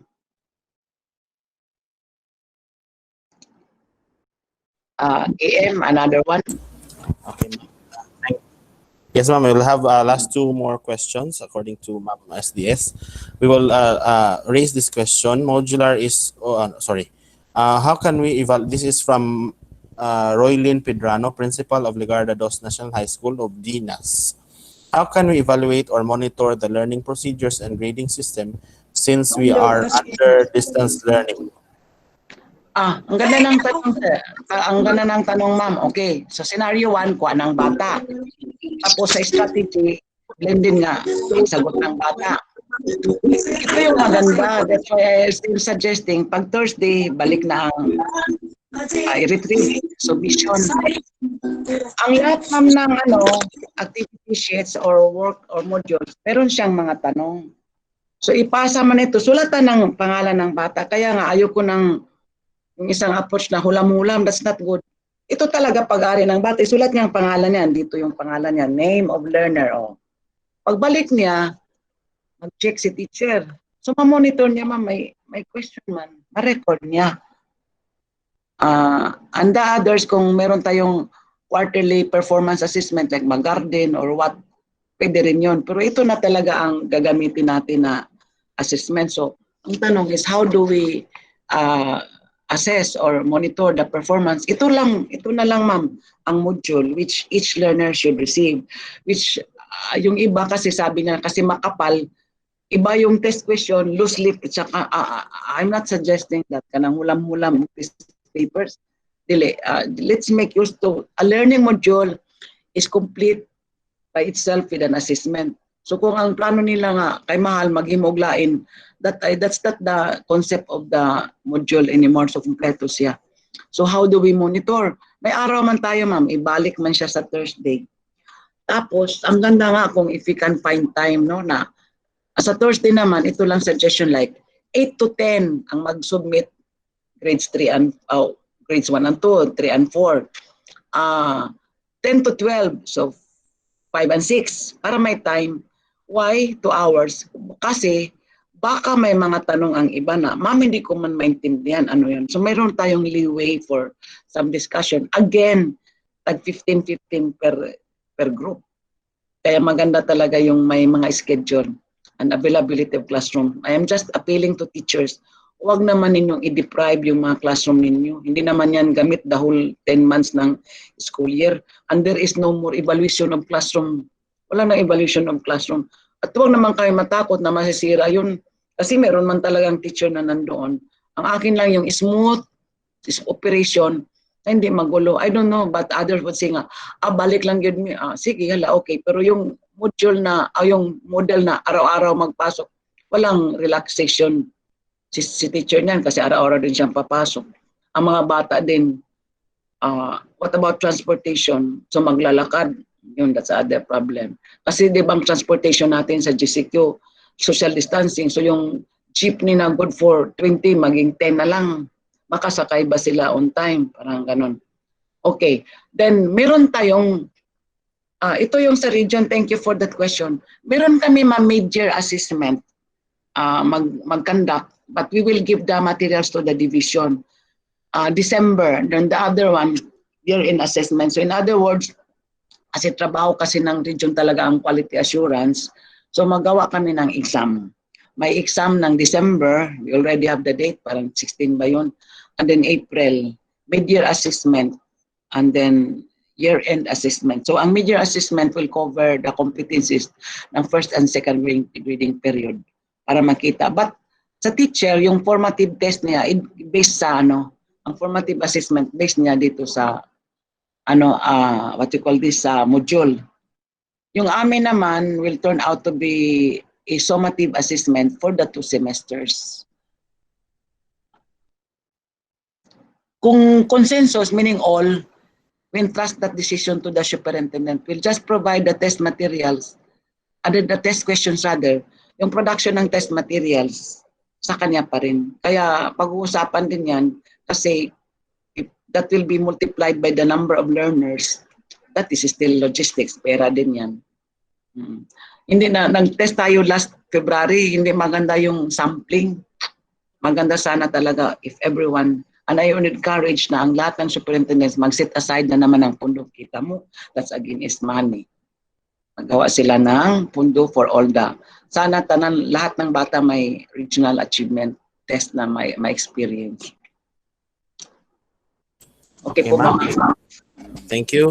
We'll have this one. This is from Sir Danilo Bello of Dinas District. Modular is okay for the readers, but what will happen to our kinder and grade 1 if there is no face-to-face classes? How can the parents teach the correct letter name and sounds of the alphabet if they themselves don't have the knowledge? So, sana, yes ma'am, you have an answer, okay. Ma'am. Ito yun, sir, may share to you truthfully. Ang modules na ginawa natin is only grade 3, 4, 5, 6, 7, 8, 9, 10. Diba? Kanina nagpakita ko sa slides, started with grade 3.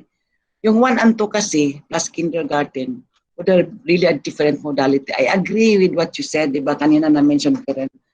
Ang hirap ng grades 1 and 2 kasi kailangan nila talaga si teacher na face-to-face.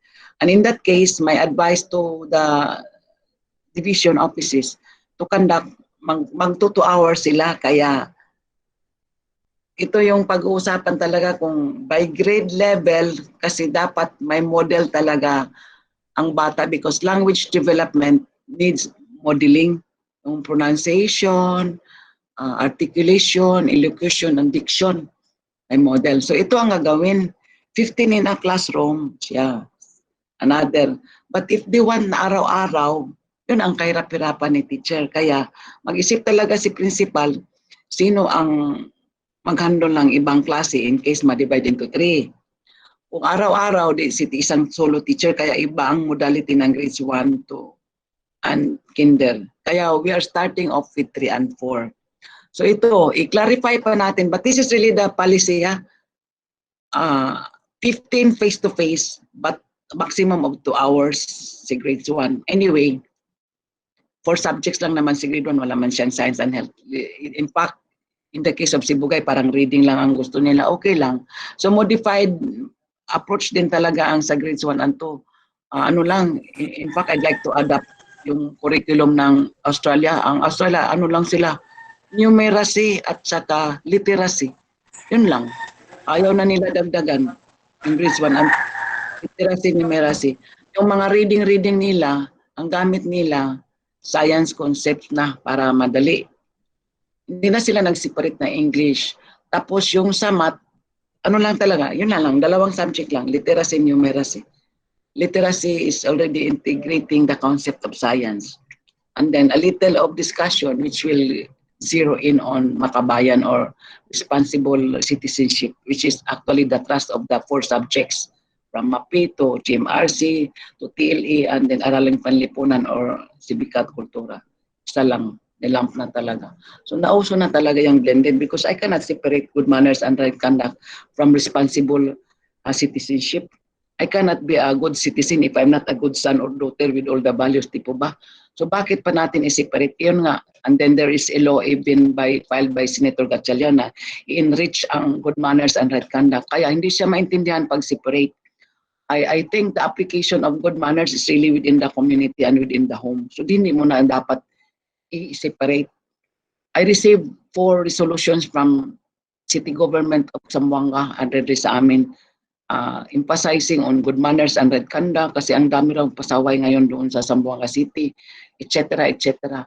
And we said, it's in our curriculum. Ang problema lang is we've been treating the subject separately. Ang concept, the concept of respect. Pero ang istorya mo is about the community. So dapat hindi hiwalayin. Kaya I am for integrating the 4 subjects doon. The old curriculum which we ignored during the time ng 2000 with the BEC curriculum, initiated with the late Secretary Raul Roco. But ang preparation noon was 1998, 1999. I don't know, baka mga teacher pa kayo at that time or baka nag-aaral pa kayo, but that was already our experience at that time. So nag-blended na po kami knowing that Makabayan is a conglomeration of good manners and right conduct at Araling Panlipunan. Of course, yung good manners will be strengthened with the good knowledge about health and exercise and PE. Di po ba? And then, of course, productive citizenship is about being productive. So lalabas yung kakayahan, what our hands can do, which is our actually edukasyong pangkabuhayan. Di po ba? So sama-sama yun. So yun lang po, ma'am, for the subjects that will strengthen value formation. And value formation should not be taken separately. So in the case of the kindergarten, we allow Dr. Inday 2 hours face-to-face. Tutorial talaga siya doon ang kalabasan. But kung magkulang, I was asking kung pwede sana yung mga nakarank mag-volunteer doon. Kaya kanina, di ba, I asked about ano bang concept yun ng para-teacher? Because para-teacher is just not anyone. I would consider para-teacher na talagang qualified. So who are qualified? Volunteer teachers. And then you can give credits for mag-contract lang kayo. So I will allow para-teachers for grades 1 and 2. Pero those who are in the RQA or those who have applied na hindi naka-RQA, ang problema lang, isa lang yung kay mayor for some honoraria, kay kawawa naman. But knowing that they will only meet once, pwede. And then pwede na rin sa Thursday. So may ano din siya, homework. Pwede naman bigyan ng manipis na homework. We have not done that kasi I still have to know kung ano na talaga. But in case we're done with the first quarter, we can now explore again if we still have some days for modules. But there are a lot of Dr. Saldi sa Kotubi, ang dami dong pang kindergarten na mga learning modules. Kaya lang, you really have the access of the gadget. And pag wala, back to modules tayo ng sulat-sulat. And I think we are advised, pag wala na talaga, we can use the old textbooks that we have. May follow-up lang. So my face-to-face grades 1 and 2 for a limited number of hours and I'm suggesting only 2 hours para makauwi naman siya, especially on the first quarter. So hindi sila pure modules, kundi orientation. But ito lang ang gagawin ninyo na diskarte, no? How would a class B of 30 be managed? So isang group A, isang group B, araw-araw. Or isang araw tapos dalawang classroom, group A, group B. Pwede rin yung ibang teacher na hindi loaded can volunteer. Or if not, get now your concept of para-teacher. Walang sweldo, pwede na rin. That's something that we should decide and explore.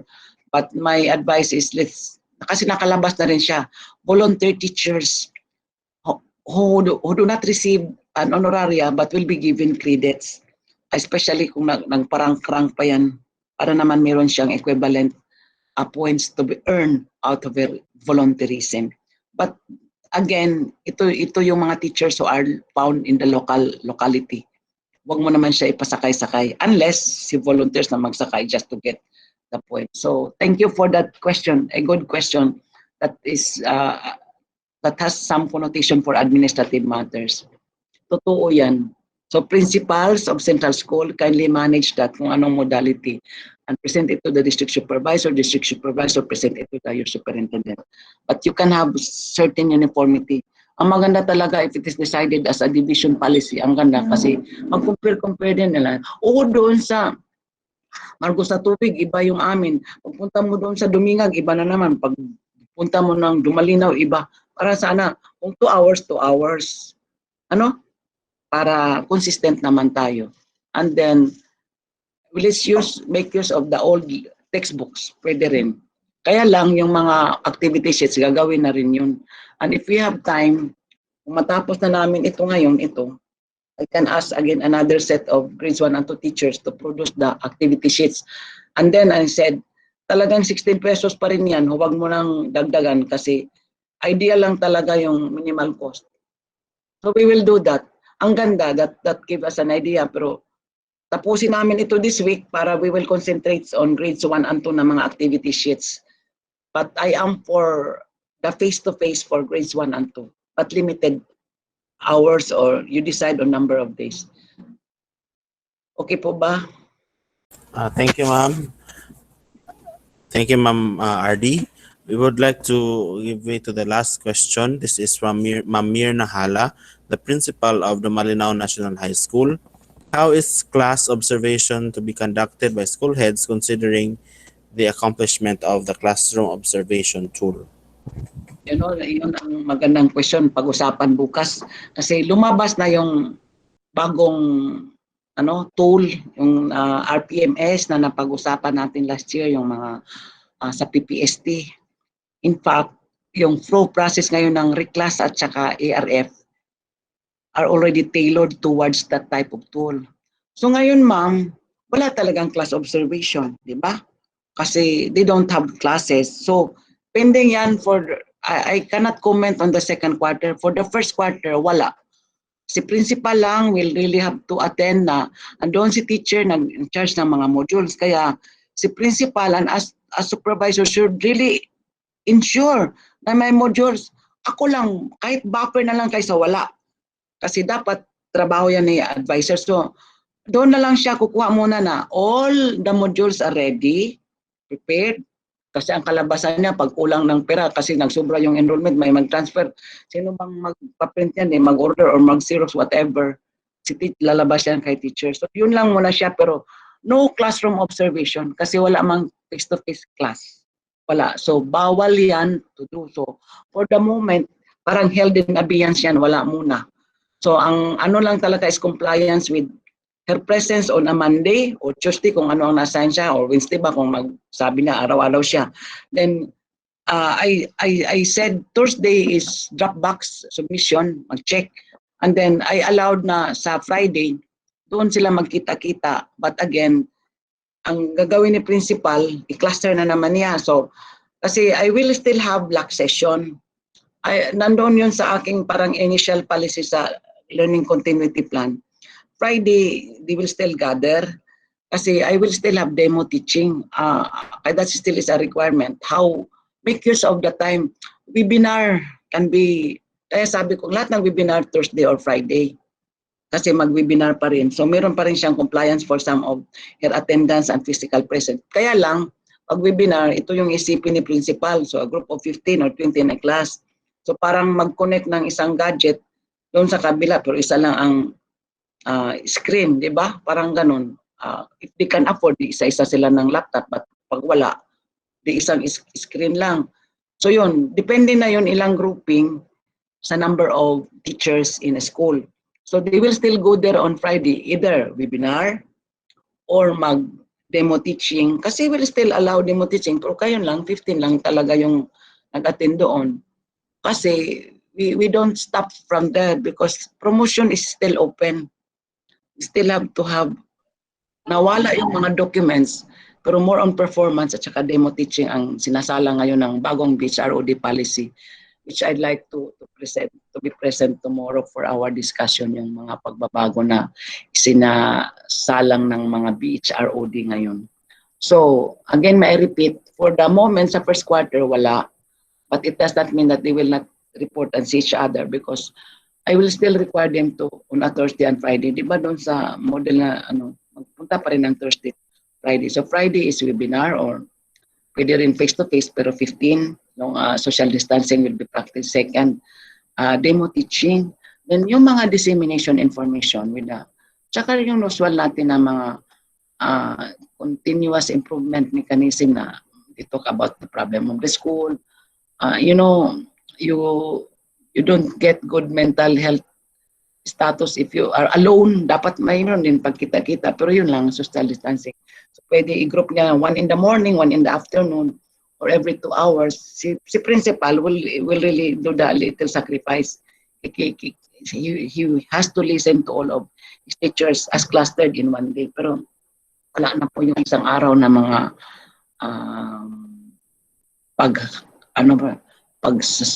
pakipaghalo. Dapat na i-cluster na siya in a group of 15. Or if not, pwede niya, kung gusto niya yung model ko na 3-dimensional, 3 classrooms, a group of 15, iba-iba yung puntahan niya kasi you still practice social distancing. Yun lang po, I hope I am understood. So lahat ng mga innovative strategies ipag-uusapan natin. But it does not mean na hindi talaga makita si teacher. Magkita pa rin. The day that the modules are distributed, the next day when it is retrieved back by the teacher, then Friday meron talagang mga weekend na mga agreements, mga changes. Meron maraming pangyayari sa bayan or sa lungsod, di ba? To be ready. Unless we have another presidential announcement, face-to-face na tayo, which was asked earlier. We will wait kung but we cannot preempt and make early announcement. Baka mangyari yun if God is so good, makakita na ng vaccine next week, di mag-iiba. Back to the original tayo. Pero ang sabi ng epidemiologist, hanggang March ito, di yata makuha kasi mayroon na natanggap pero it will go to trials and medicine will take 3 months. Talagang ganun ang scientific process. Longevity, sa scientific experiment. Hindi naman cross-sectional. There are 2 types of experiments, longevity and cross-sectional, yung na which we learn in research. Sa medicine being scientific research, hindi siya cross-sectional, yung mag-sample-sample lang, hindi. Talaga yung flow ng medicine is observed at least 3 months para ang sustainability of its effect is assured and ascertained. With so many test trials and grouping yan. Lalo na itong coronavirus. Okay, so thank you for that question. Thank you, Ma'am Boris, for answering that question. That was the last question for your part. We would like to call on our superintendent to give her message also. Ma'am. So thank you, Dr. Inday. Thank you again. I have Sarah. Okay, sige po.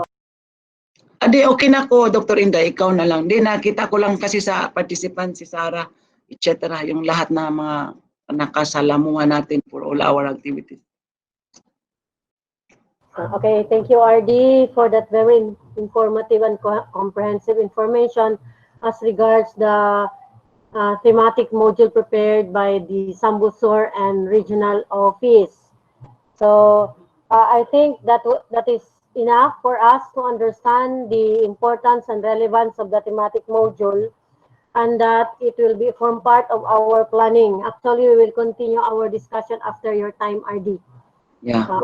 So we will be proceeding to the time of the CID on updates, and then the SGOD, and then after the final planning as to what exactly would be the platform for DepEd Sambusor. And one, of course, will be the frequency of attendance of the learners as recommended. And then another one uh, the type of modality now as to the modules to be used, wherein I think we will be needing now the support of our local government units. Oh, and logistics, Dr. Inday. Yeah, I You know. have to decide Yeah. naman kung na talaga. So they have to have their own computation, school Mm. school by school, based on Yeah. attendance. Kasi they have their own MOE and they Yeah. can use 30%, parang ganun. That is So right now, one item already that I would like to be clarified of. When they speak of government funds, is it only the downloaded? And for the MOE, we are given leeway what to produce. Yun Yeah. sana yung clarification na gusto kong marinig.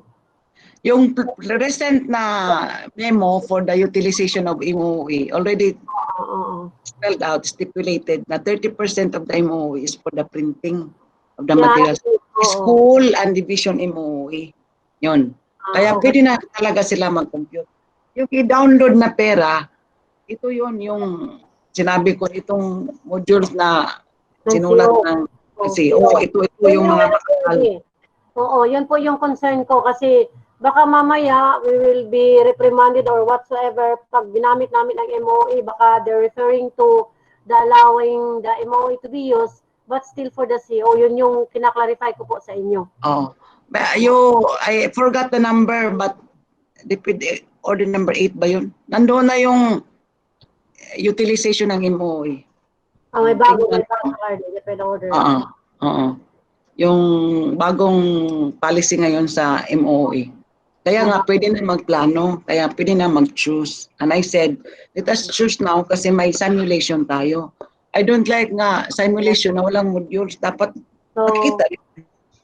Mga bata, ano yan? Pati na si mama. Ang nag-dry run sila. Na-imagine lang di ay si module. Dapat kuptan siya. And then the attendance of preschool and kinder is also with limited time. Tutorial siya face-to-face pero once a week. Yeah, limited. Okay. Tapos we are hurrying up our work if we can also be of help kay para i-blend na sad namo kay kalay po ng English separate po sa numeracy mapuntang isahon lang sa para ang module dalo ng bata siguro 8 pages lang. Dag ko ba ang font tapos bago niya panapod siya way of assessing the performance kay mag-declare pa magyapon tag first honor, second honor at the end of the school year. Although virtual na po ang graduation pero let's also compensate and award those who are doing good. Diba? So naagid siya siya complete indicator of performance. And we are also hoping, RD, na those that we presented during the Friday's consultative meeting ba na they will address our proposal for policies ba? Oo. Maganda. Ako, on my hand, tomorrow I'll declare kung unsay policy sa division, I found it very logical. I will allow the division, pero wapo sana kung uniform ba for all the districts. Yeah. We will this, for example. Dili kay iyahay. But for example, ang Sibugay mag-capslet, ang Isidapitan mag-unsa, basta division-wide, di na ta mag-individual. Okay, and then ang assurance ko lang ang gihangyo is every learner should have a copy. Yun lang. Okay, Dili siya Okay, thank you po. Sige, thank you. And I hope ang assignment lang is, I'd like also to know the computation para ang report. You assign to your supervisor para ang report mo kung mainani na. Using 30 pages, 30 pesos. Oni. Yeah. Para nanay. Exactly. Actual. Okay. You can already compute kaya na naman tong how many modules per grade level magikan sa CO. Yeah. Sige, thank you. Thank you very much For the opportunity sharing with Zamboanga del Sur. Daghang kayong salamat. Thank you so much, Ma'am Salamat RD. po, RD, sa imong time with us. I appreciate also your time. At least To hear you direct from your. Sige, thank you. Thank you. At this moment, we would like to give time now to our Chief of the Curriculum Implementation Division, Ma'am Juliet Magallanes. for her presentation. Just give me a few seconds while I'm still fixing my slide. Okay, ma'am.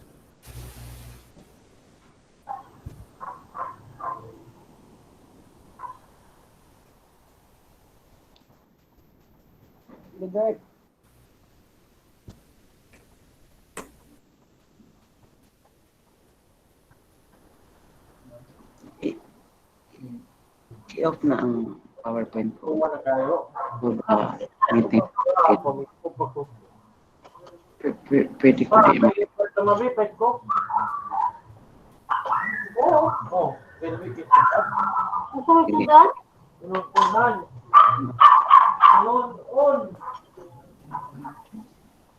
Oh,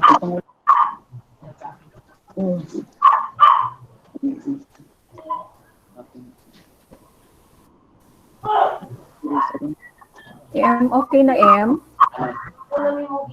Good afternoon, everyone. With respect to our Regional Director, Dr. Isabelita Bores, and thank you, ma'am, for giving us your time. To our Schools Division Superintendent and our 2 Assistant Schools Division Superintendent. The first, allow me to share with you the message of our Schools Division Superintendent. Okay na, M, ang slide. CID Chief. And I hope we are going. May I interview for a while, CID Chief? Yes, ma'am. Okay, so as you have heard from RD, she would like to have that report tomorrow as part of the presentation of Sambusor, the computation by school with the exact number of pages that is provided to all. Meron ka ba noon? Meron ka bang pages na talaga? Malinaw na ba?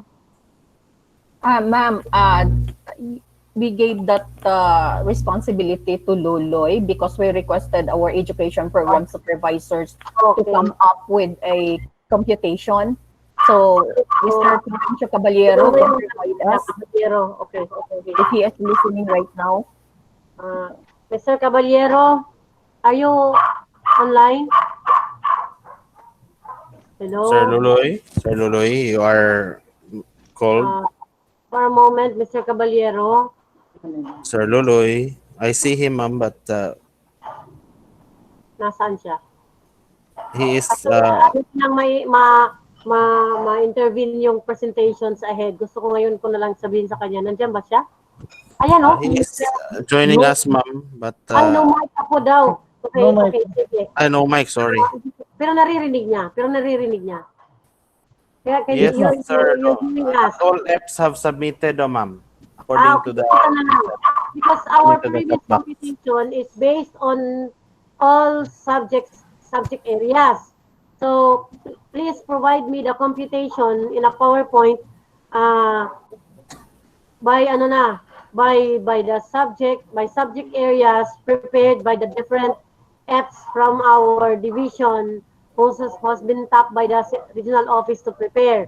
Based doon, tapos yun, by school ang gusto ni RD, kung ilan, bawat eskwelahan, magkakano yung mga gagastusin nila based on those modules. And then the modules also that are available coming from the central office. Yun yung gusto niya.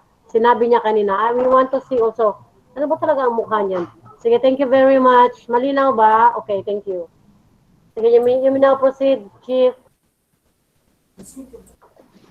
I will just go directly to the guidelines on eligibility and application for the senior high school voucher program for school year 2020-2021. The DepEd shall make senior high school voucher program available primarily to grade 10 completers in public schools, but shall also make it available to qualified grade 10 completers in private educational institutions, subject to compliance. That is why I am presenting this for our senior high school and our junior high school, including our district supervisors, to inform our private schools, especially that present now are only school heads in the public schools. So the health and safety, of course, of our voucher applicants and all others who will be involved in the voucher application process are of paramount importance to the Department of Education. Thus, the senior high school voucher application shall be conducted in accordance with the applicable issuance on the management of COVID-19 pandemic. So utmost consideration shall be extended to the applicants without compromising the integrity of the application process and the concomitant senior high school voucher program financial resources. Now, it is the responsibility of the parents, guardians, for their own voucher application and choice of the senior high school. And then again, part of the responsibility of the parents, guardian is to ensure that forms are correctly filled, documents are complete, and applications are received by the PIAC NC on or before the deadline, and then responsible for checking the results of their application once the results have been announced. And then learners who are qualified voucher recipients are responsible for redeeming their vouchers within the prescribed redeeming period. Now, eligibility, learners who completed the junior high school in public schools operated by the Department of Education. Public or private educational institutions not directly operated by DepEd, but granted by DepEd with a permit or government recognition to operate. And then learners who completed grade 10 and passers of alternative learning system accreditation and equivalency tests and the Philippine Education Placement Test of PAPT. Now, the school shall provide learners and parents with information, guidance, and assistance. Since face-to-face is still very remote, so it's the responsibility of the school's junior and senior to provide both the learners and parents with information, guidance, and assistance on the senior high school voucher program and the application process. So they must process documents requested by the learners and may provide career guidance programs, conduct orientations on senior high school voucher program, and provide resources to facilitate voucher applications. School shall uphold student choice in the senior high school voucher program and shall not impose their preferences on learners or otherwise engage in practices that undermine student choice. Who are those automatically qualified learners? Now, under category A, all grade 10 completers in public schools operated by DepEd. Under category B, all grade 10 completers in SUCs and LUVs. And category C, all grade 10 completers in private schools who are ESC grantees. So only grade 10 completers in school year 2019-2020 who fall under the categories below automatically qualify for vouchers and are considered qualified voucher recipients or QVRs. They do not need to apply for vouchers. Now, voucher applicants for category D, all grade 10 completers in private schools in school year 2019-2020 who are not ESC grantees. For category E, all grade 10 completers who completed grade 10 prior to school year 2019-2020 but not earlier than 2016 and had not previously enrolled for grade 11. For category F, learners who had passed the ALS A&E test for grade 10 not earlier than 2016 and had not previously enrolled for grade 11 or will take the ALS A&E test in school year 2020-2021. And for category G, learners who passed the PEPT for grade 10 not earlier than 2016 and had not previously enrolled for grade 11 or will take the PEPT in school year 2020-2021. Now, learners not eligible for senior high school voucher program. Learners, please take note of this, who graduated high school in 2015 or earlier, incoming grade 12 learners who were not part of the senior high school voucher program in grade 11, incoming grade 12 learners who were not part of senior high school voucher program in grade 11, and of course, non-Filipino learners. So the voucher application procedures only online and free of charge. No manual applications will be accepted. All applications shall be coursed through the PIAC NC via online voucher application portal, and there is a corresponding link here as to where they can submit their application.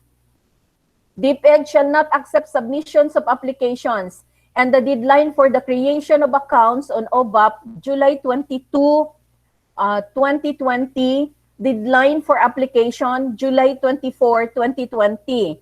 Deadline for the submission of supporting documents, October 20, 2020.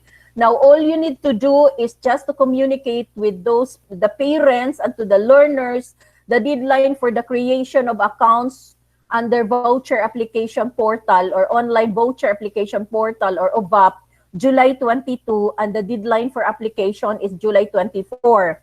Now, since they need to prepare supporting documents, the Department of Education extended the deadline up to October 20. So October 20 is the submission for the supporting documents. Now, another is the DepEd Order number 12 series of 2020. This is on the adoption of Basic Education Learning Continuity Plan for school year 2020-2021 in line with the COVID-19 public health emergency.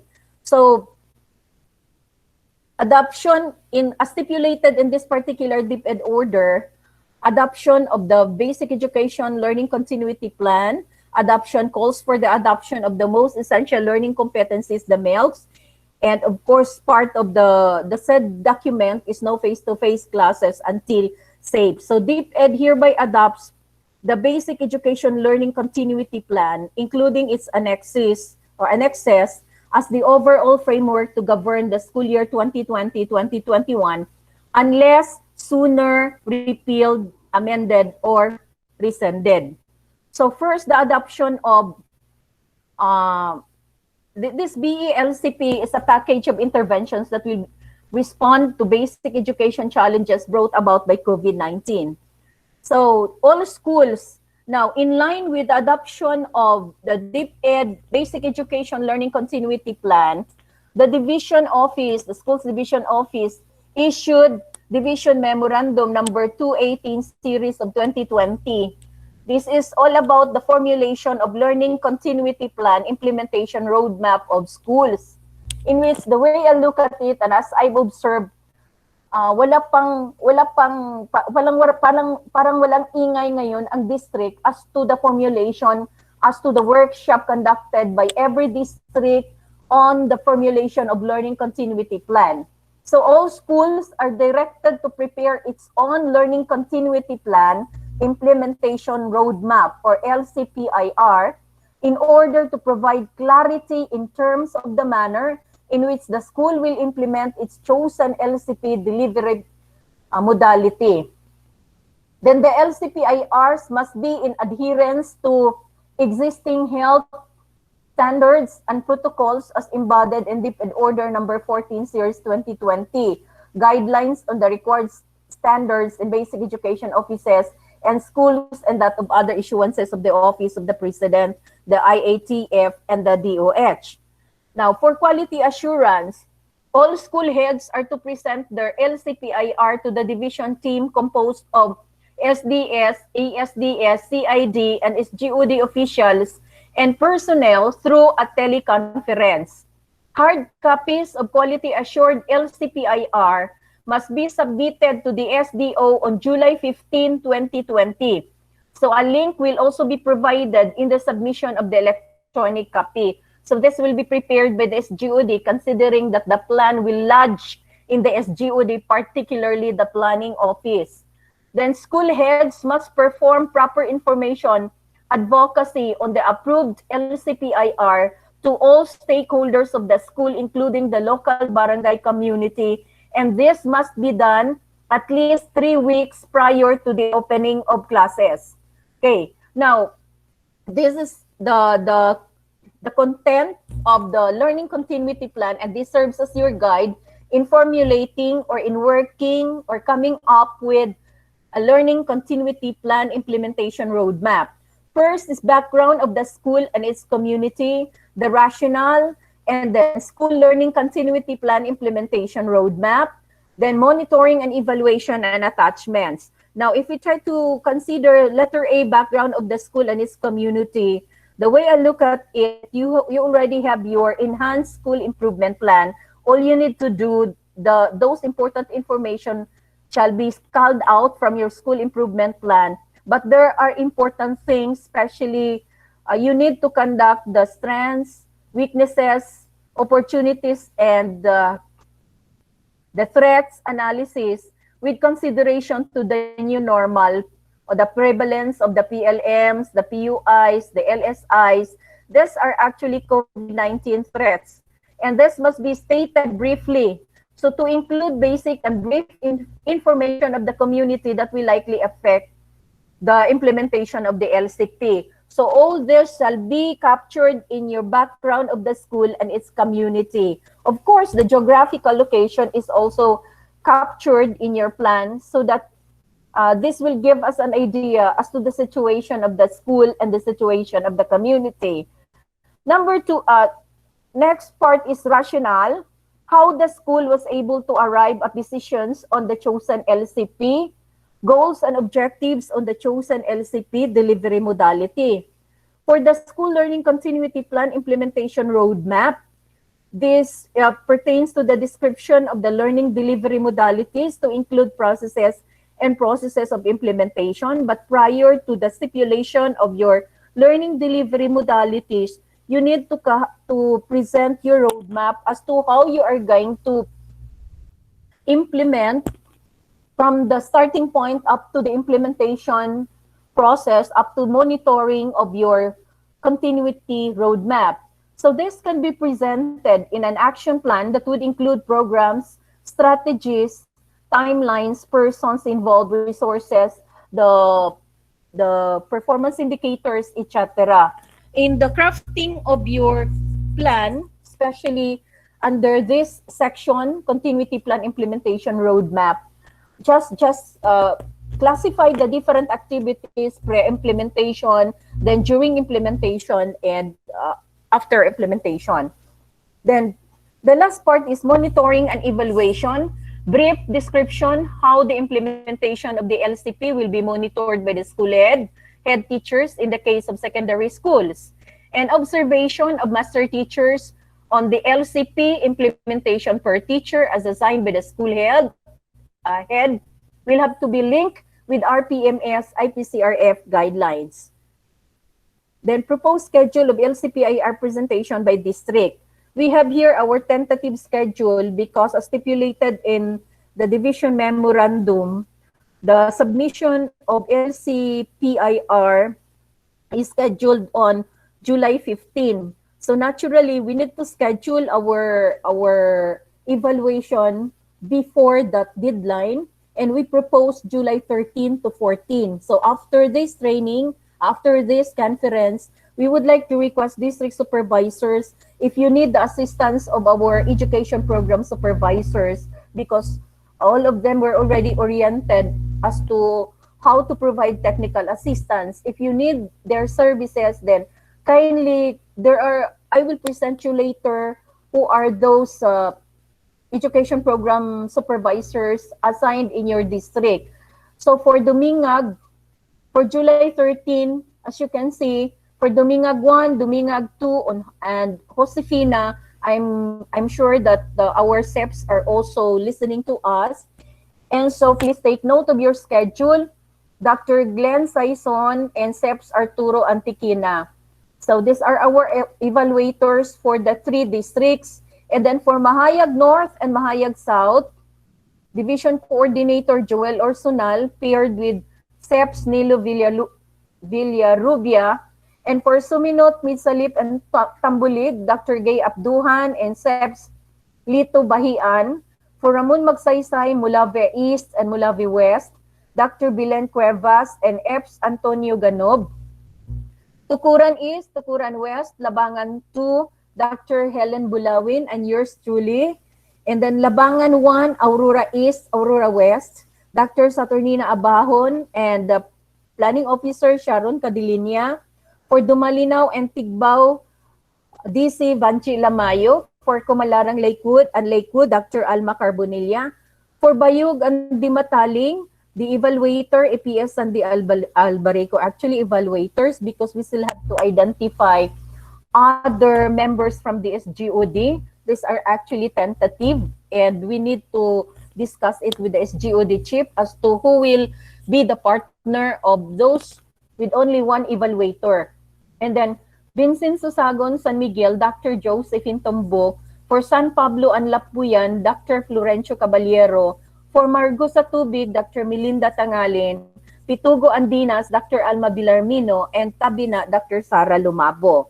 Okay, now for the adoption of the most essential learning competencies as stipulated in the same DepEd Order number 12 series 2020, it streamlines the K-12 curriculum into the most essential learning competencies to be delivered in multiple learning modalities and platforms. As we listen to the statement of our regional director, she discussed about the most essential learning competencies as our basis in crafting the thematic modules, regional led activity, as well as the modules from the central office anchored on MELC. So the streamlining of the K-12 curriculum into the MELCs is an emergency measure to allow instruction amid challenging circumstances to focus on the most essential learning and to ease the requirements for adopting classroom-based learning resource for distance learning. Now, the MELC shall be used nationwide by field implementers for school year 2020-2021 only. So, there are competencies in the curriculum guides, dropped, merged, and retained. So, if you try to count the number of competencies, may pagkakaiba na sa dami ng mga competencies in the original curriculum guide. Although these are, these MELCs, kina-crop ito based on the curriculum guides. So, then part of this DepEd order, no face-to-face classes until safe. So, DepEd is one with the President in his non-negotiable commitment for the health and safety of our learners, teachers, and staff.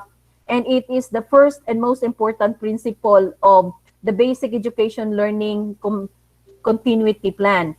So this BELCP also emphasizes that learning opportunities to our students may be provided through blended distance learning modalities until any prohibition by the DOH, the IATF, or the President for face-to-face learning in schools or community learning centers is lifted or relaxed.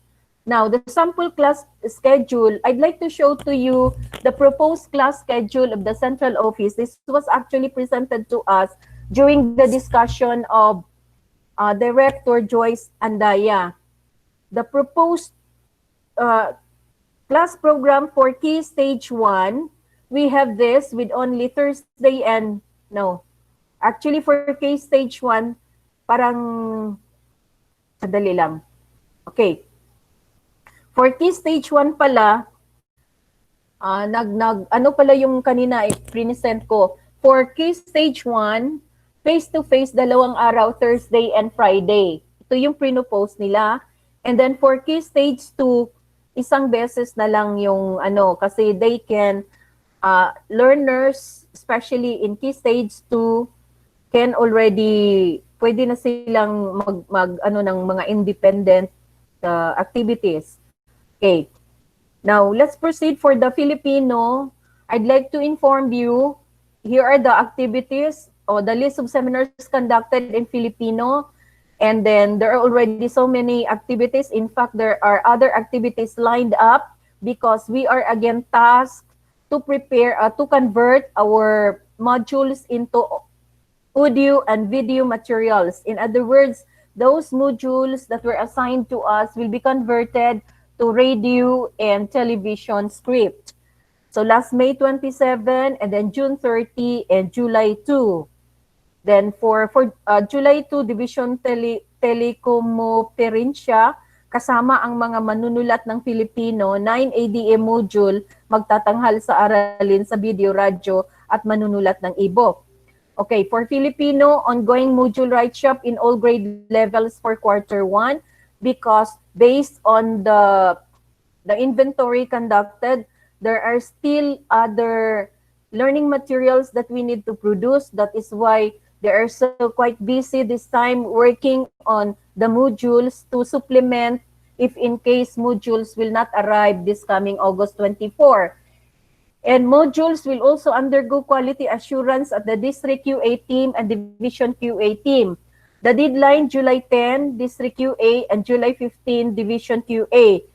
July 15, district webinar on milk orientation. The different learning areas conducted their most essential learning competencies orientation, and I hope that those other districts, meron ng mga districts na nakatapos na sa milk orientation, and kindly include also our private schools, especially private schools implementing basic education, because they need to know the essential things as reflected in the most essential learning competencies. Now, for alternative learning system, we gathered here also, we have here inventory of materials for alternative learning system. Basic learning program, we have a total of 3,476 learning resources. For accreditation equivalency, elementary, 4,505. For secondary, 4,137. My Deb Life Skills for secondary, 172. Since we only implement the ANA basic learning program as well as My Deb, and wala tayong program focused on audio or radio-based instruction. That is why we have no data available, because hindi natin in-apply itong scheme na ito sa division kahit wala tayong materials. So for digital eskwela modules, no data available. So this time we need to focus our workshop on the audio and digital, considering that if we will be forced to use radio and television as another form of the blended learning, then they need the ALS implementers must really sit down and work on these RBI materials and digital materials based on the existing modules. For television episodes, ibang klase of knowledge channel, no data available. For the learning strand, LS1, communication skills, 2,161. For LS2, problem solving and critical thinking, 1,823. For LS3, sustainable use of resources productivity, 816 available modules. For LS4, life and career skills, we have, as of the present, 775 modules. And for LS5, understanding self and society, a total of 848. Enrollment as of July 4 for BLP, 39. For accreditation and equivalency elementary, there are only 109. For A&E secondary, 494. So this time, the total enrollment for alternative learning system is 642. The accreditation of equivalency readiness test, third quarter of 2020 is scheduled tentatively on September 2020. Elementary ALS completers can enroll grade 7. So, junior high school, please accommodate our elementary ALS completers because they can enroll grade 7. For secondary ALS completers, they can also enroll grade 11. ALS enrollees in grade 7 and grade 11 will be temporary or provisional status while waiting the result of the accreditation and equivalency readiness test, which is scheduled on September 20. So in the meantime, you accommodate our ALS enrollees in a temporary or provisional status. Non-passers of AERT may re-enroll to ALS program. Okay, for English, of course, as you can see, July 7, activities conducted, both PSDS and then English ebook developers. We would like to request district supervisors and principals who are listening right now, those writers on English ebook, our developers, please inform them to resubmit the revised ebook for quality assurance.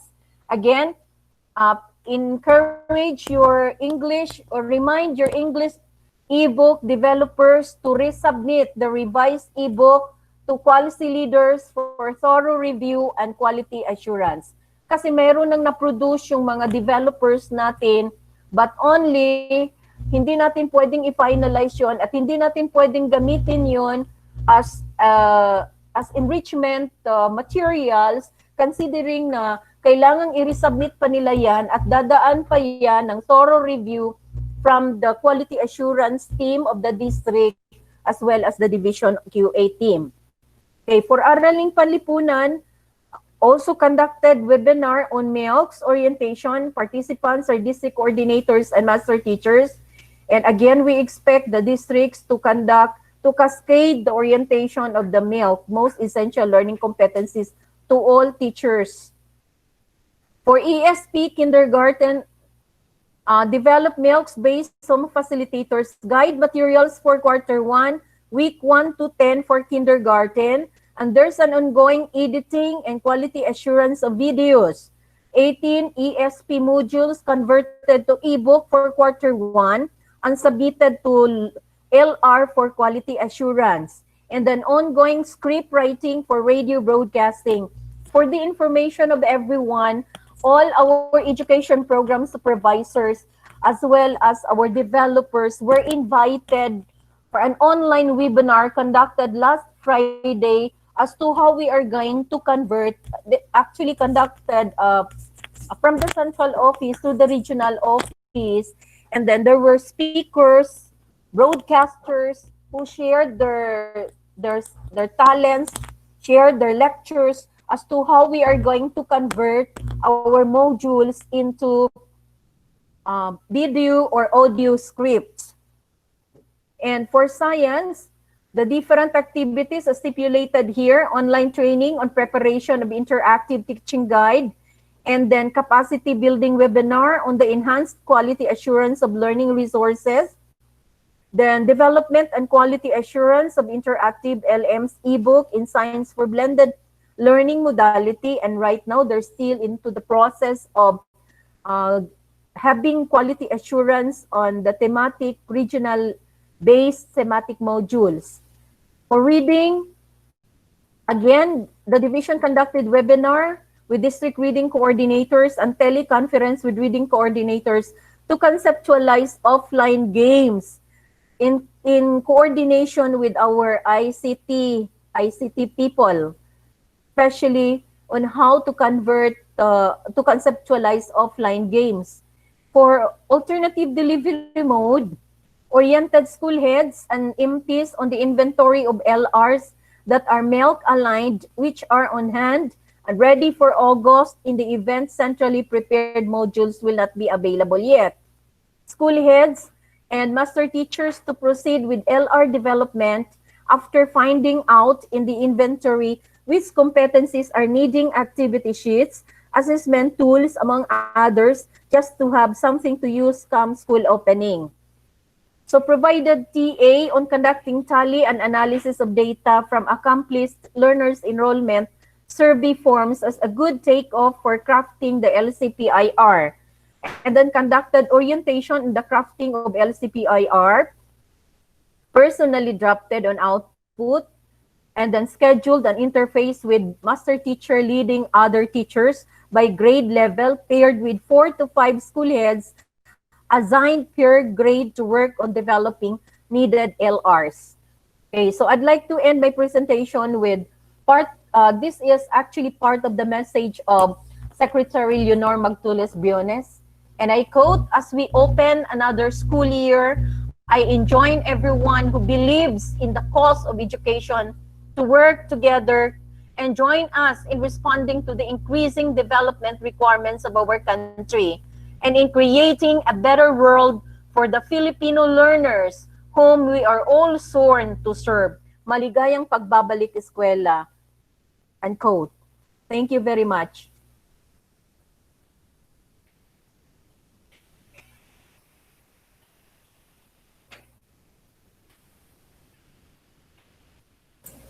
Thank you, Ma'am Juliet, for that presentation. Perhaps we don't have questions here in the chat box. If we have more ideas coming from our superintendent or from our assistant superintendents or from any of our supervisors. If there are none, we would like to proceed to the presentation of our Chief of the SGOD, Sir Ernesto Tardo. Sir Ernie.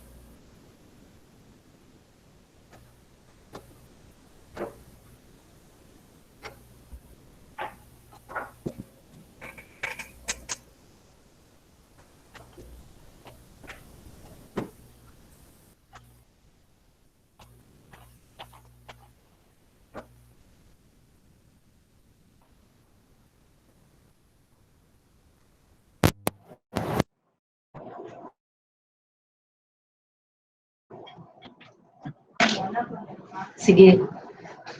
5:31 na good. Paminang man.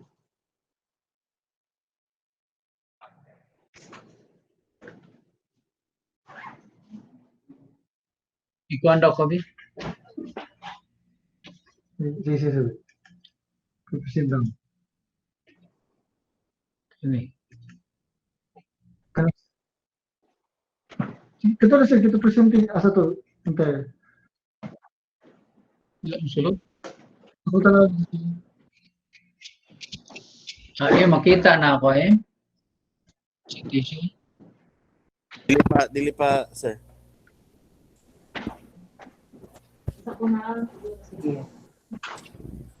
Sure.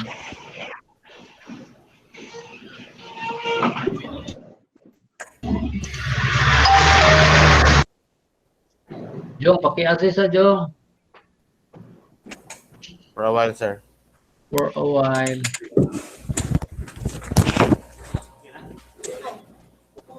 Hurry up.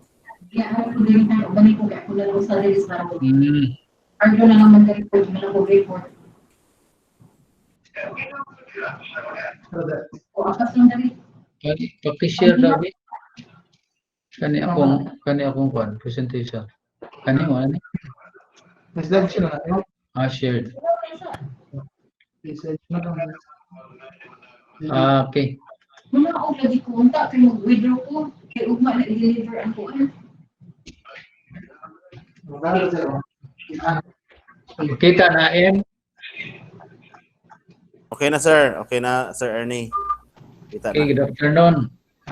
Our Regional Director, Ma'am Isabelita Bores, to our SDS, Ma'am Harani, our two ESDS, CID Chief, EPS, PSDS, school heads, both in elementary and secondary. Good afternoon. Okay, this is an update coming from the SGOD. In terms of our enrollment, as of today, we reached as far as 172,187, equivalent to 86.85% out of our target, 198,265. I would like to present according Congratulations. Okay, thank you, ma'am. As per output per district, I would like to congratulate for Congressional District 1, Labangan 2, they reach up to 95.30%, Josefina 94.36%. But we have also two districts who are far from the target, which is 80%.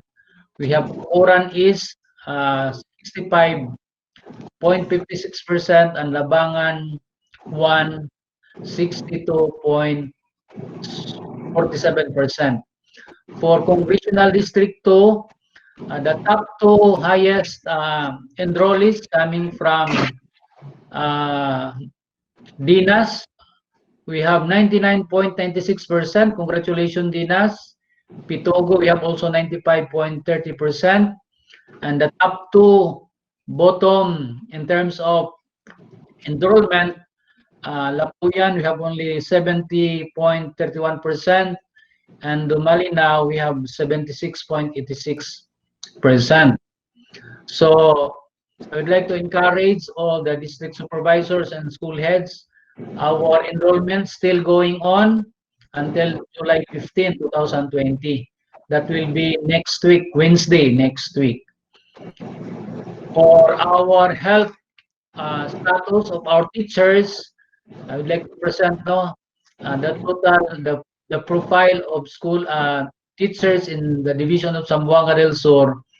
We have 676 elementary number of schools, and secondary 130, a total of 806.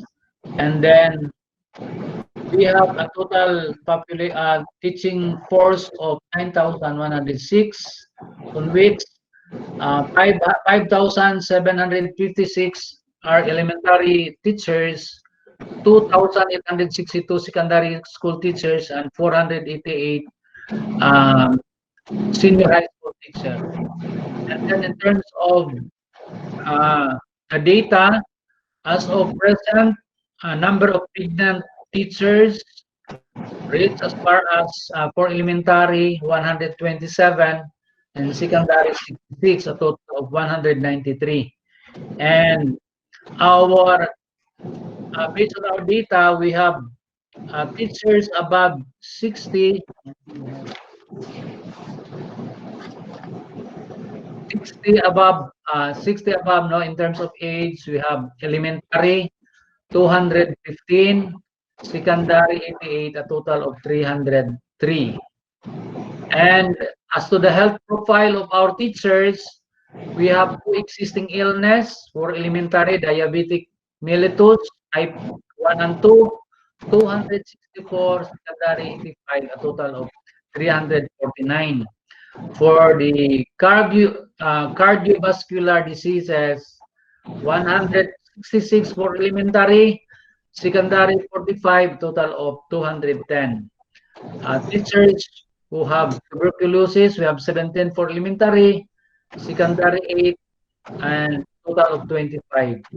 And then pneumonia for elementary, we have 12, secondary 8, a total of 20.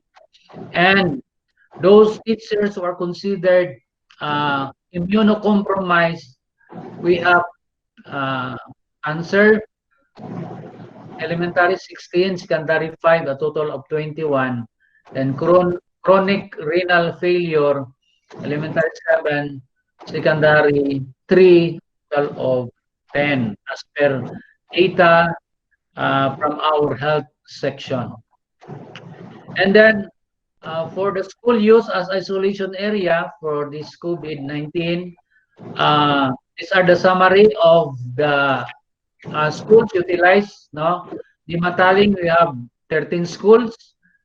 Person accommodated 73. Tested positive 0. Dumingag, we have 2 schools utilized. Number of person accommodated 18 and 1 positive. Gipos, 3 schools. Number of persons accommodated 8, 0 ang nag-positive. Josepena, 4 schools. Number of persons 7, accommodated 0 ang positive. Pumalarang, number of schools 2, number of persons 2, 0 ang positive. Lakewood, we have 7 schools utilized. Number of persons accommodated 45 and 1 tested positive. Mahayag, number of schools 8, number of persons accommodated 32, 0 ang positive.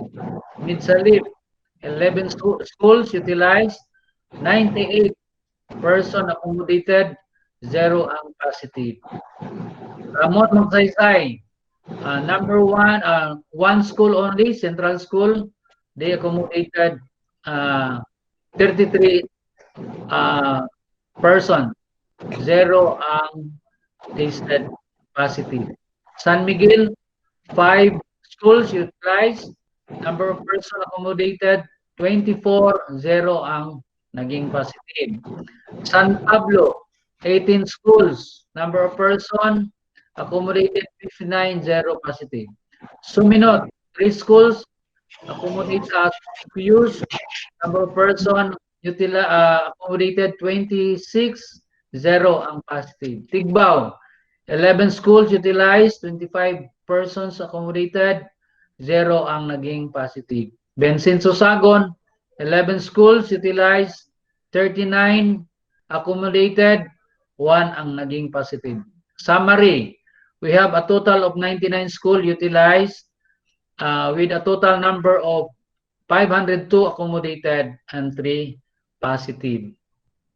And for this is the comparison of the comparative data of incidence of comorbidities among teachers between elementary and secondary. So we have a higher number of teachers who are diabetes mellitus.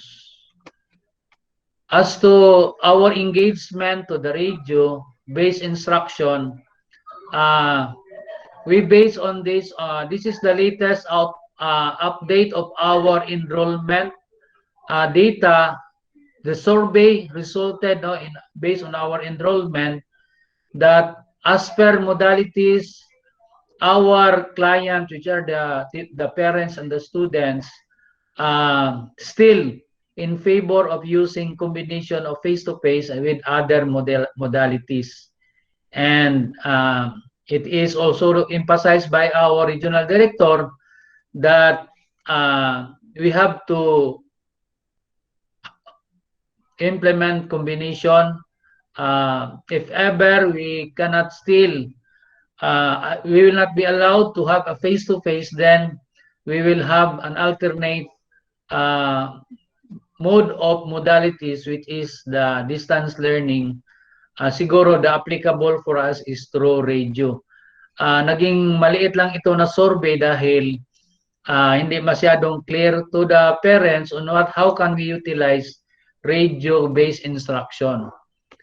And based on our survey and during the enrollment, these are the devices available in our learners, and the highest is basic cell phone. We have also radio and TV, no? Okay, so the Zamboanga del Sur division look for a partner in terms of our radio partner, and we have already a negotiation between the DepEd Zamboanga del Sur and the Radio Mindanao Network, particularly the DXPR AM radio. And we have already come up with an initial agreement that we will be using teleradio. This is a combination of EM radio and Facebook, no? And this will cover almost all of the municipalities of Zamboanga del Sur. However, if some barangays will not be reached by DXPR, then they are willing to partner with other LGU local radio station for a simultaneous cast. They are the one who will anchor on the delivery of the lesson, but some other radio station in municipalities will have a simulcast, like radio station in Bayog, Margosotubig, Dimataling, Dumingag, Midsalip, and Mulabi. So the Radio Mindanao Network, or the DXPR, willingly offered to the division of Zamboanga del Sur a 4-hour daily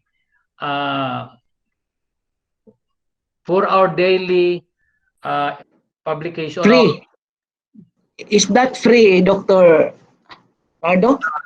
Ma'am, our initial agreement, Free. they are willing to give the 50% free, and the other 50% will be there will be a negotiation in terms of payment, ma'am. So actually, Yung just like, 2 hours libre na yun. 2 hours lang talaga ang libre. Yung next 2 hours, babayaran yun, ano? Mayroon na silang rate Meron siya. sa amin. How much is the fee also? Binigyan pa rin ng discount, ma'am. Instead na 100,000 yung 2 hours na remaining, ginawa na nilang 85,000. So yung 2 remaining days. Pero yung arrangement, ma'am, is from Monday to Saturday. Pero yung sabi mo kanina, baka hindi na kailangan ng Saturday. So we are going to negotiate kung may deduction ba rin yun doon kung hanggang Friday lang tayo. Sir Tardo, it's Yes, ma'am. 85,000 per month. Yes, ma'am. 85% yung 85,000 85,000 per month. Yes, per month. Yung remaining 2 hours. O yun na. Oh, yes, ma'am. kasi they are questioning kasi RD why they will be giving free when in fact other stations daw are with payment daw, yung mga ginawa ng mga divisions daw at saka regions. They're comparing themselves to others.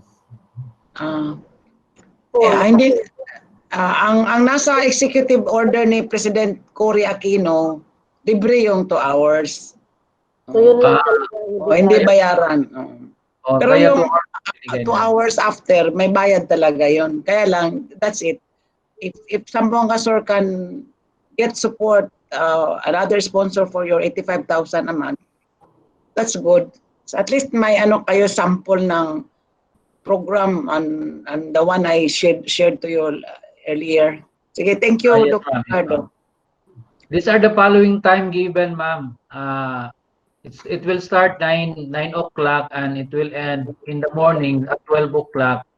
Yung the remaining 1 hour will be 4 to 5 p.m. kasi mayroong naka-block na daw sa 8 to 9 na hindi nila pwedeng hindi nila pwedeng kunin kasi malaki yung commitment na doon sa naka-block na time. Kasi ang ninegosyetahan na namin yung 8 to 12. Pero sabi nila matagal na daw na customer yung nila yung 8 to 9 nila na client.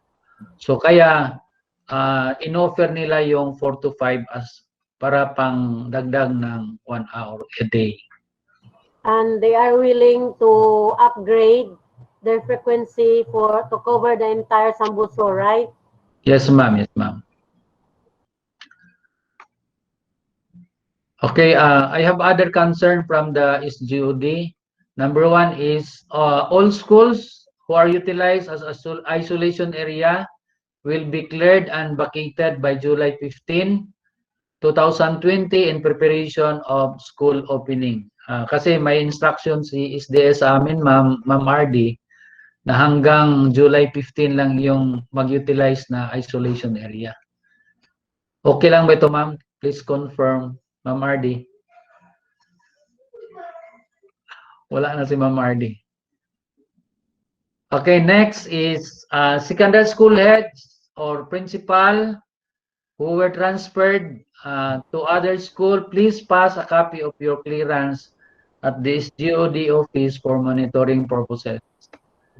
Then there will be a regional orientation on learning delivery modalities, LMD1. This is a course for coaches and technical assistance provider.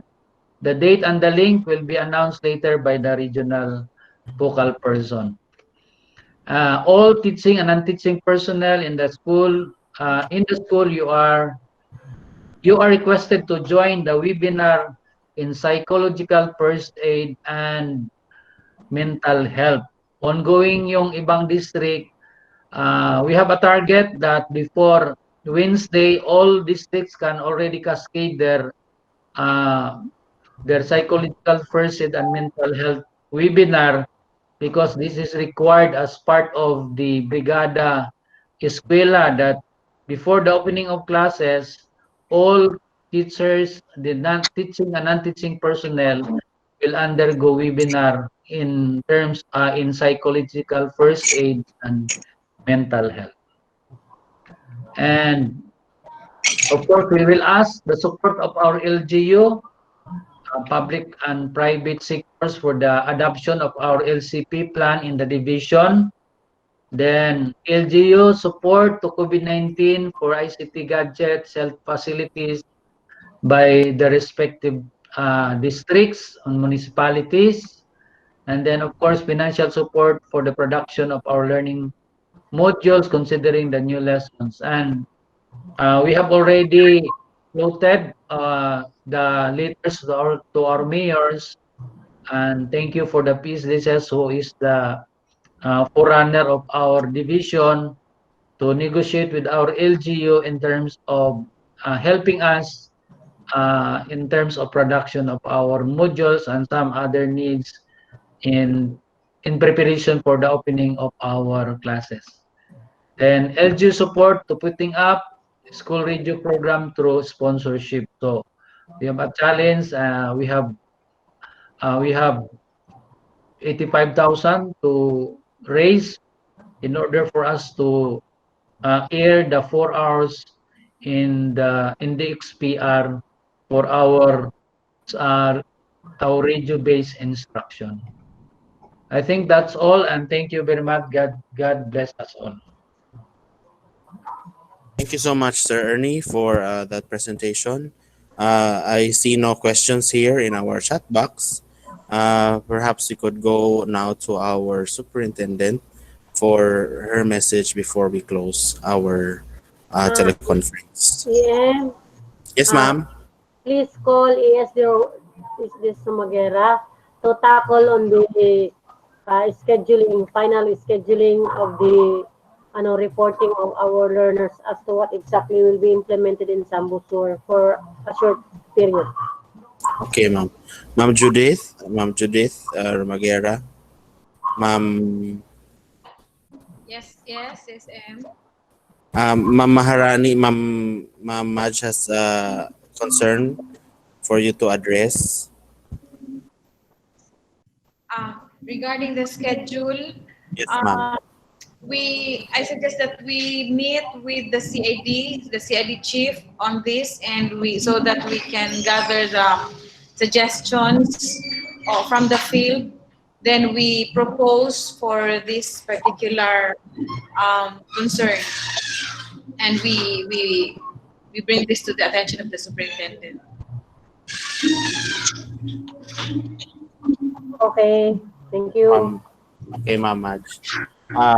We would like to hear from you, ma'am, your statement before we do the closing statement of our ASDS Valde. Okay, I think it's already good evening. Good evening to everyone, and especially to RD. Nandito pa ba si RD? Wait, is RD? Yes, Hi, hello RD. Good evening. I am still around. Okay. So with that, I am thanking everyone for being present in today's teleconference. Rest assured that we will be, as much as possible, we will fast track our planning as to what exactly will be the frequency of meeting for DepEd Sambusor. So right after this, may I request the CID in particular to be around to discuss uh, what exactly are we to agreed on for our schools to have a uniform implementation of the frequency of reporting to the school. I would like to to air to RD that for the first 2 weeks RD, I am proposing in my own understanding for grades kinder and 1 for the first 2 weeks alone, not to have a face-to-face because we would like to orient first the parents. That after this, there will be a requirement for your learners to be around, considering that the lessons needs the presence of your learners.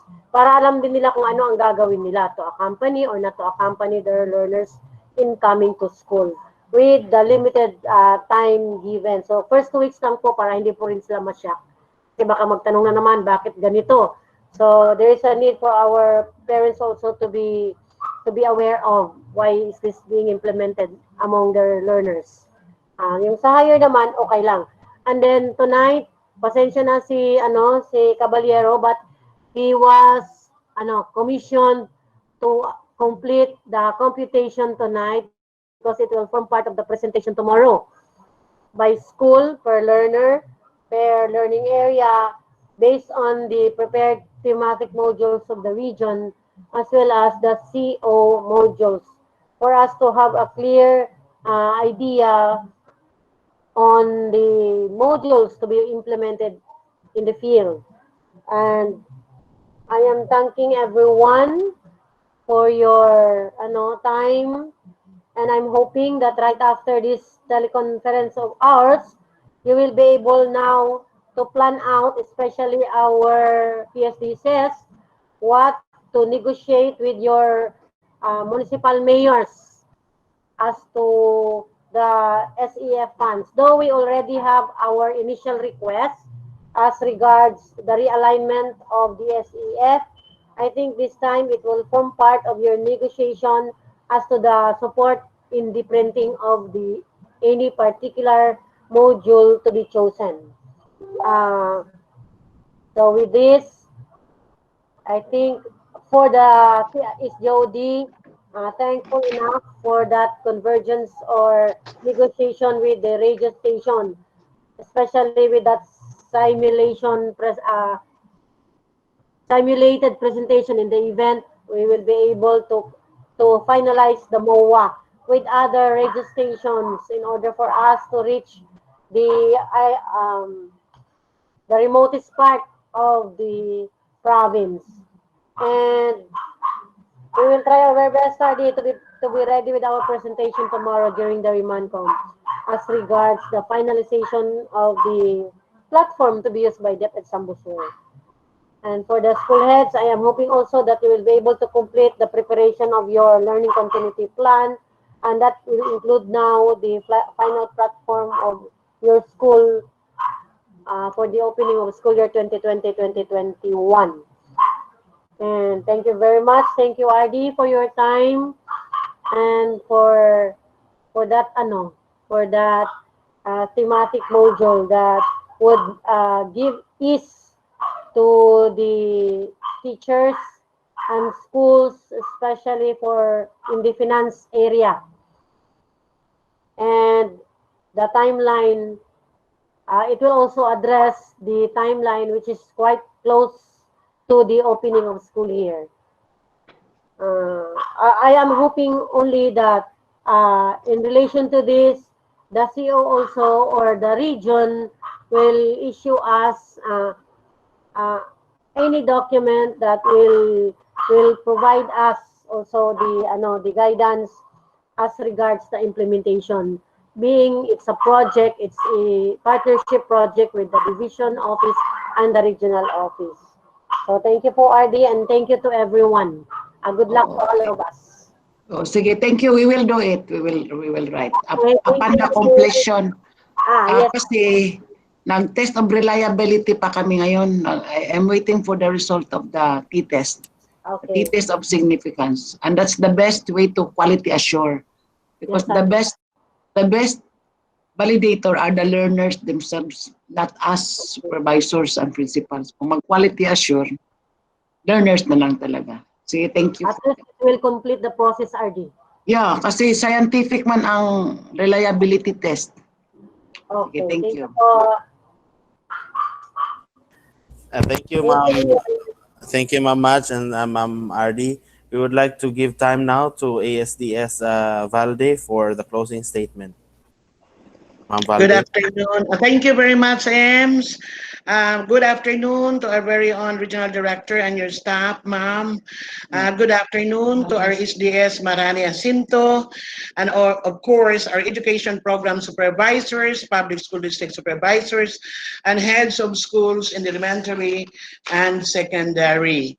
So almost everybody has been so busy preparing for the opening of classes because we want to be attuned to what should be done this coming opening of classes in conformity with the policy of this division and region and the Department of Education as a whole.